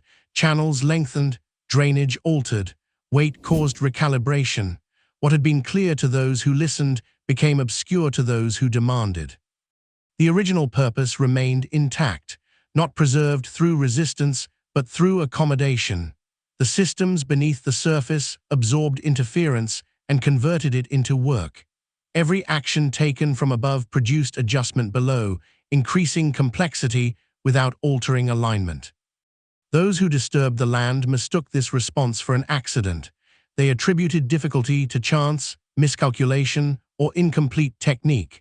They assumed persistence would resolve uncertainty. They did not recognize adaptation because adaptation left no visible trace. The island did not conceal itself more deeply. It did not retreat. It continued exactly as before, adjusting internally while presenting the same unremarkable surface. Above, activity increased. Below, equilibrium held. Sound became constant. Time compressed. Stillness disappeared. Yet beneath this noise, the deeper rhythms continued uninterrupted. Water flowed where it must. Stone bore weight where it could. Gravity applied itself without concern for intent. What had been entrusted long ago did not react to this attention. It neither stirred nor withdrew. Its protection did not depend on remaining untouched. It depended on remaining aligned with forces that did not answer to haste. Each disturbance added effort without adding clarity. Digging produced more digging. Measurement produced contradiction. The land offered labor instead of access, patience instead of revelation. Those who sought results encountered only a process. Confusion layered itself gently, not chaotically. Precision was not lost. It was obscured beneath accumulation. The more the surface was altered, the more the underlying systems recalibrated, ensuring that original alignments remained unbroken. What returned to the island was not a threat, but a misunderstanding. The land answered misunderstanding with endurance. It did not correct those who misread it. It allowed them to continue, knowing that effort without listening would never arrive where listening alone once had. And so the disturbance continued, persistent, loud, and unresolved.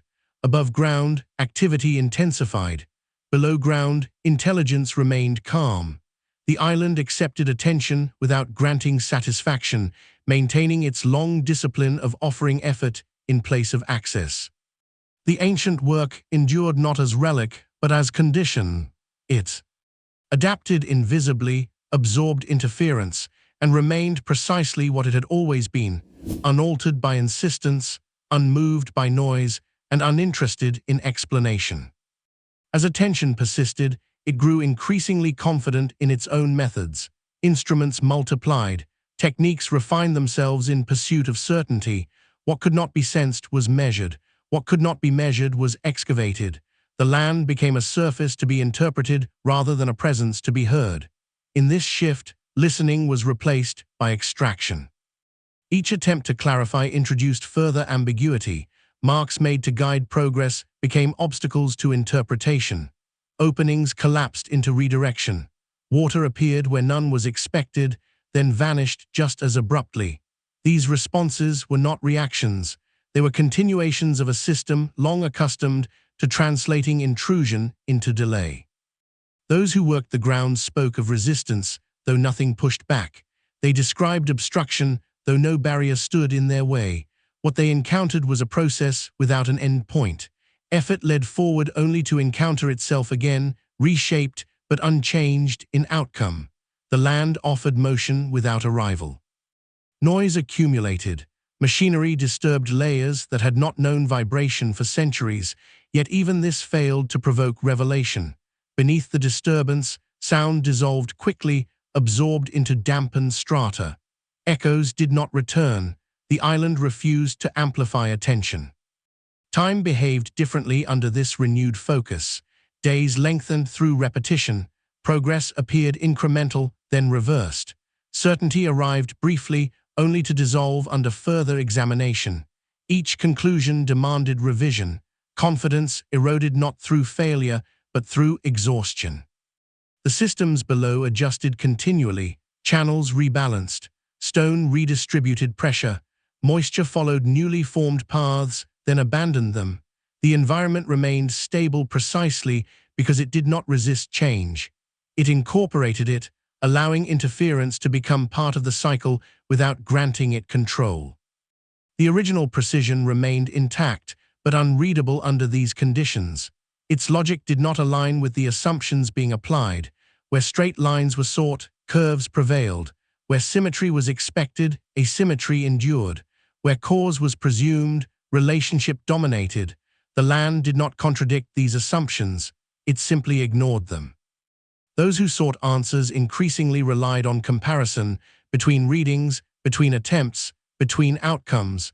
Yet comparison yielded no coherence. Each effort altered conditions just enough to invalidate the last. The system ensured that nothing could be repeated exactly. Repetition without replication deepened confusion. Curiosity hardened into insistence. Insistence justified escalation. Escalation introduced further disturbance. Yet still, nothing emerged that could be claimed as a resolution.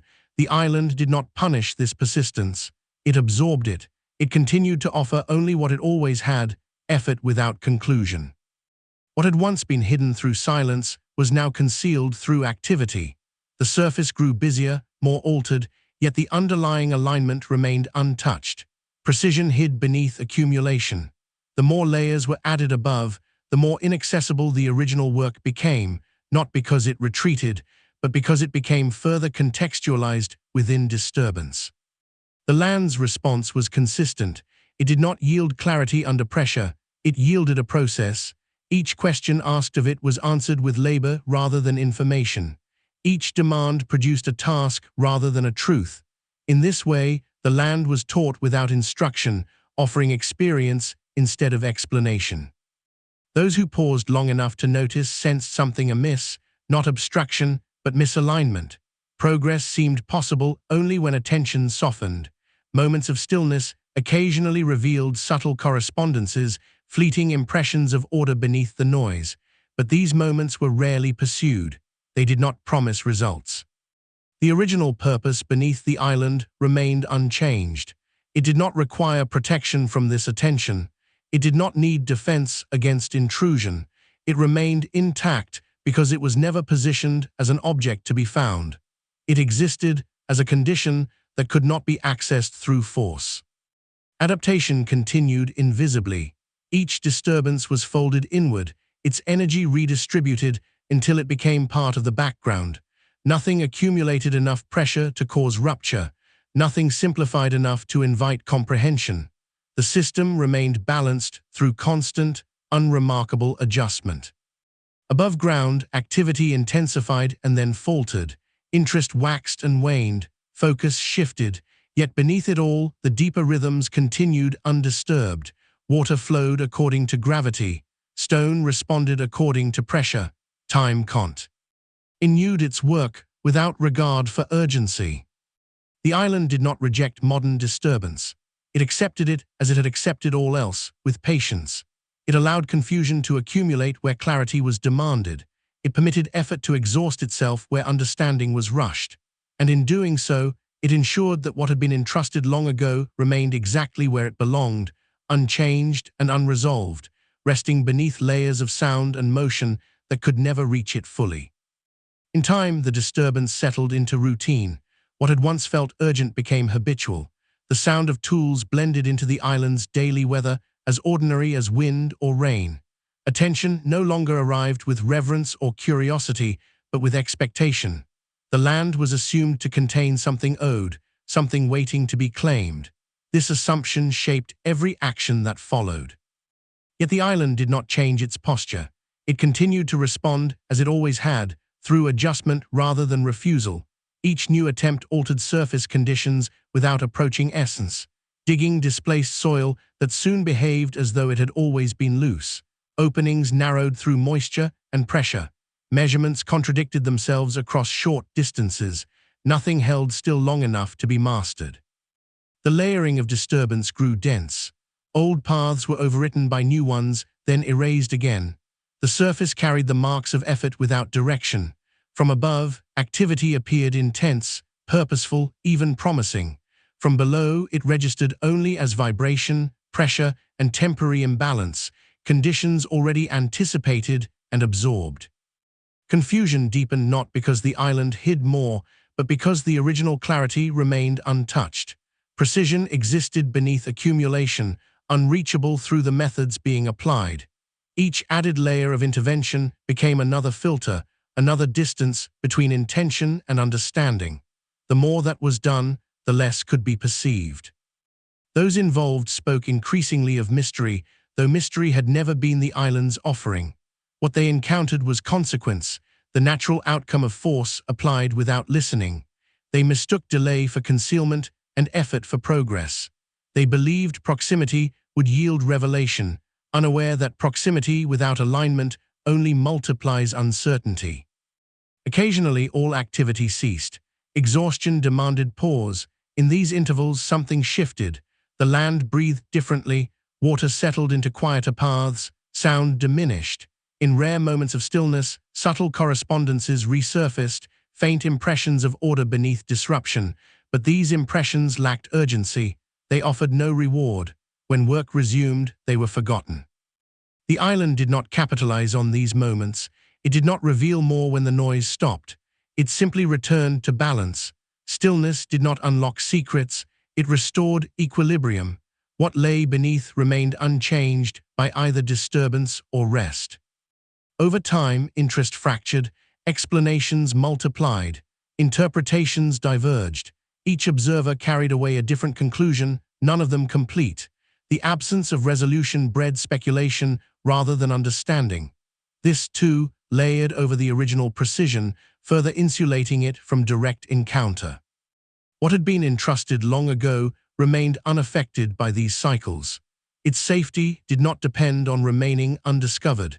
It depended on remaining misaligned with the intentions brought against it. As long as attention arrived seeking outcome, clarity remained inaccessible. The land continued to offer what it always had: process instead of possession, labor instead of certainty, experience instead of explanation. Those who demanded results encountered only work. Those who measured encountered contradictions. Those who persisted encountered fatigue. Adaptation remained invisible. Each disturbance was folded into the island's behavior, becoming part of its surface history without altering its depth.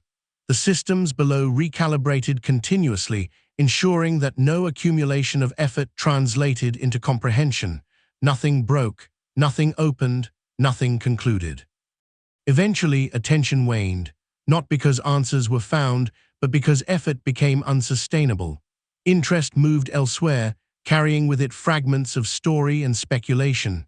The island was left once more to its rhythms, its surface altered, but its essence untouched.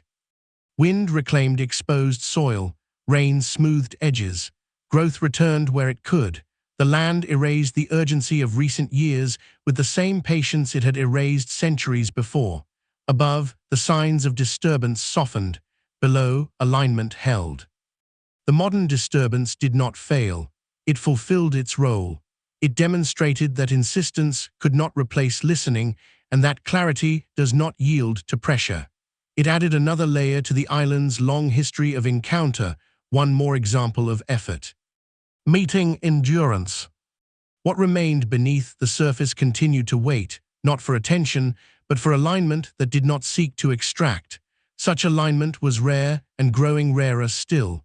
The island did not mind. Waiting was its oldest practice. And so the disturbance faded into background noise, absorbed without comment. The original purpose remained intact, not through resistance, but through patience refined by time. The land returned to its quiet work, holding what it had always held, as night settled again over stone and water, unresolved, unannounced, and still. Those who returned with renewed determination carried a shared belief that persistence itself would eventually be answered. Effort, repeated often enough, was assumed to earn reward. Each attempt built upon the last, refined by experience, sharpened by frustration. The search became less about listening and more about endurance. If meaning did not appear, it was assumed to be buried deeper. Interference took many forms. Instruments multiplied, methods overlapped, measurements were taken again and again, each time with greater confidence in their precision. Yet the results refused to align. Depths recorded one day shifted subtly the next. Distances shortened, then lengthened without explanation. What had been marked as stable proved conditional. Certainty slipped quietly from the grasp of calculation. The more meaning was isolated, the less it behaved as a thing that could be held. Patterns dissolved when examined too closely. What appeared coherent from a distance fractured under scrutiny. Each fragment insisted on its own logic, unrelated to the others. Attempts to reconcile them produced only further contradiction. Repetition replaced progress. The same actions were performed with greater intensity, as though force could substitute for understanding. The land responded consistently, though not in the way expected. It did not block access or collapse inward. It allowed interference to proceed, absorbing each action into its ongoing adjustment. The island did not oppose those who searched. There were no sudden failures, no dramatic refusals. Instead, complexity increased gently. Each disturbance introduced variables that altered conditions just enough to invalidate previous conclusions. Meaning dispersed not because it was hidden, but because it could not be reduced. Measurements became a language that spoke only to itself. Numbers accumulated without reference. Diagrams layered over one another, none cancelling the last. Precision multiplied, yet clarity diminished. The act of recording replaced the act of perceiving. Attention narrowed to method, leaving context unattended. Depths shifted as the land continued its subtle negotiations with pressure and moisture. Soil behaved differently under repeated disturbance. Stone redistributed weight. Water followed altered paths. None of this was a reaction, it was continuity. The island responded to interference as it responded to tide and storm by adjusting without announcement. Those who searched mistook this adaptability for deception. They spoke of the island as though it were deliberately misleading, though it offered no intention at all. It simply refused to simplify itself to meet expectations. It remained what it was, even as interpretation strained to impose order. Certainty dissolved into cycles. Confidence rose briefly, then fell away. Each discovery promised resolution, only to recede under further examination. The search began to mirror the land's own rhythms, repetitive, patient, unresolved. Effort circled back upon itself, generating motion without a rival. The island remained unchanged in posture. It did not challenge interference. It did not reward it. It allowed it. This allowance was misunderstood as opportunity. In truth, it was neutrality. The land did not discriminate between those who listened and those who insisted. It responded to both according to the same principles. Meaning, under these conditions, refused to remain singular. It spread across relationships rather than locations. It appeared briefly in alignment, then vanished when isolated. Those who attempted to extract it found only fragments that resisted assembly. Each fragment was true within its own frame, yet none was sufficient alone. This dispersion frustrated expectations. The belief that effort should yield results began to erode. Fatigue accumulated not from labor alone, but from uncertainty that could not be resolved through repetition. The search continued, yet its tone changed. What had begun as confidence softened into persistence without conviction. The island did not acknowledge this shift. It continued its quiet work, redistributing pressure, guiding water, holding stone. Its refusal to simplify was not defiance. It was fidelity to complexity, to relationship, to a logic that did not bend to extraction. Interference layered itself gently over older interference, forming a surface history of effort wit. Out conclusion. Beneath this layering, alignment remained intact. What had been entrusted long ago did not react to this attention. It neither withdrew nor revealed itself. It remained as it had always been, unreachable not because it was hidden, but because it could not be reduced. Those who searched continued to return, driven by the belief that persistence alone must eventually be answered. The island offered them only what it always had: process without promise, complexity without explanation, and the steady reminder that meaning does not yield itself to force.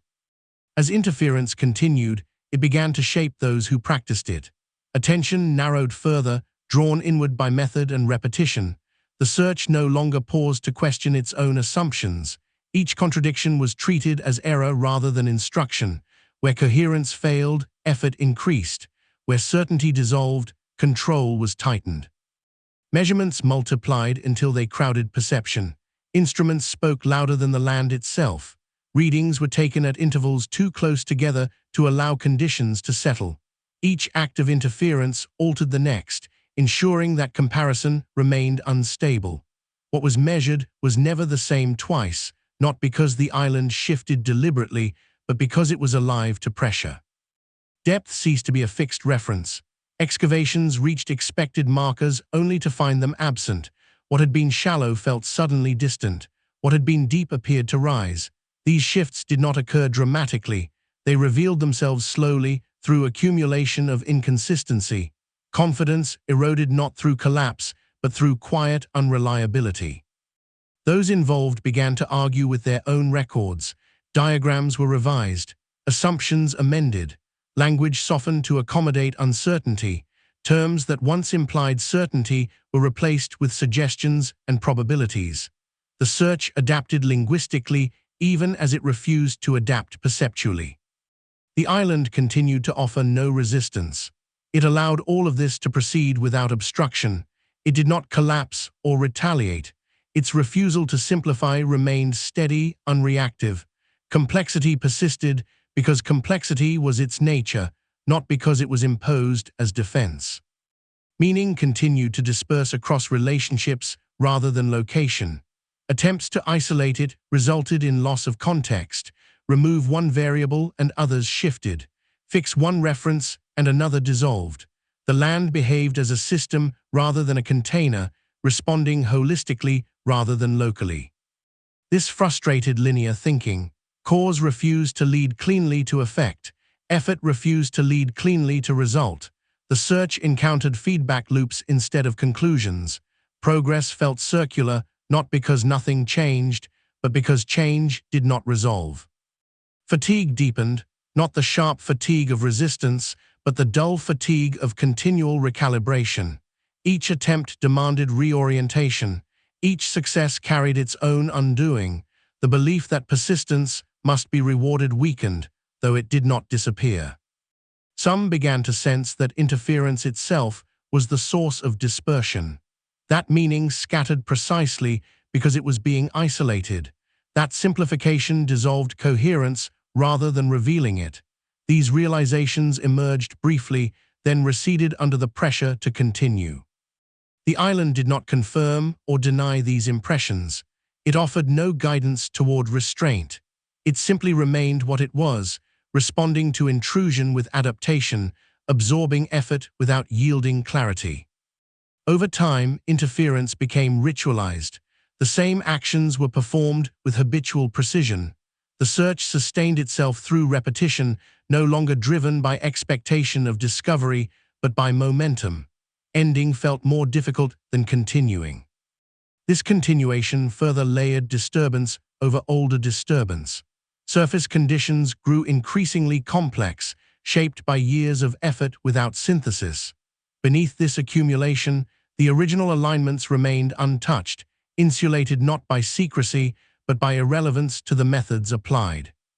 The island's refusal to simplify was not antagonistic. It did not punish interference. It allowed it to persist until it exhausted itself. Complexity remained not as an obstacle, but as reality. Meaning remained not as an object, but as a relationship. Those who persisted longest began to experience a subtle shift. Effort felt disconnected from outcome. Work continued without anticipation. In this state, interference lost its urgency. It became routine, mechanical, stripped of hope. The island accepted this as it accepted all else. It did not respond differently. It did not alter its behavior. It continued to redistribute pressure, guide water, and settle stone according to principles older than inquiry. Meaning, dispersed across these interactions, remained inaccessible to force. It did not reassemble under scrutiny. It did not condense under persistence. It remained whole only when left unisolated. The search carried on, driven by habit more than belief. The island remained patient, unopposed, and unsimplified. Between them, interference continued its quiet work, not revealing, not concealing, but extending the distance between effort and understanding, as time moved steadily forward, unresolved and unhurried. In the later phases of interference, something subtle shifted. The effort no longer felt like pursuit, it felt like maintenance. Actions continued not because resolution seemed near, but because stopping would have required acknowledging that persistence itself had become the purpose. The search sustained its own momentum, turning in place without recognizing the turn. Certainty, once expected as reward, was no longer anticipated. Instead, familiarity settled in. The land's contradictions became predictable. Measurements were assumed to conflict. Depths were expected to misalign. This expectation softened disappointment, but it did not restore meaning. It replaced hope with routine. The island remained unchanged in its response. It neither resisted nor accommodated beyond what it always had. Its refusal to simplify was not reactive. It was inherent. Complexity did not increase as punishment. It revealed itself as the natural state that had always been present, now made visible through interference. Those who worked longest began to experience moments of quiet recognition, not understanding, but acknowledgement. The sense that the island was not withholding anything, that nothing was being hidden in defiance, that the dispersion of meaning was not a strategy, but a condition. These realizations emerged without clarity, then dissolved under continued effort. Interference persisted because it had become detached from the outcome. The act of doing replaced the intention of knowing. Work continued without expectation of arrival. The search no longer sought meaning. It enacted it unknowingly, demonstrating, through repetition, the limits of force applied to relationships. The island accepted this demonstration without comment. It continued to respond to pressure by redistributing it, to excavation by settling, to measurement by altering context. Nothing concluded, nothing escalated. The process remained balanced, absorbing effort without accumulation.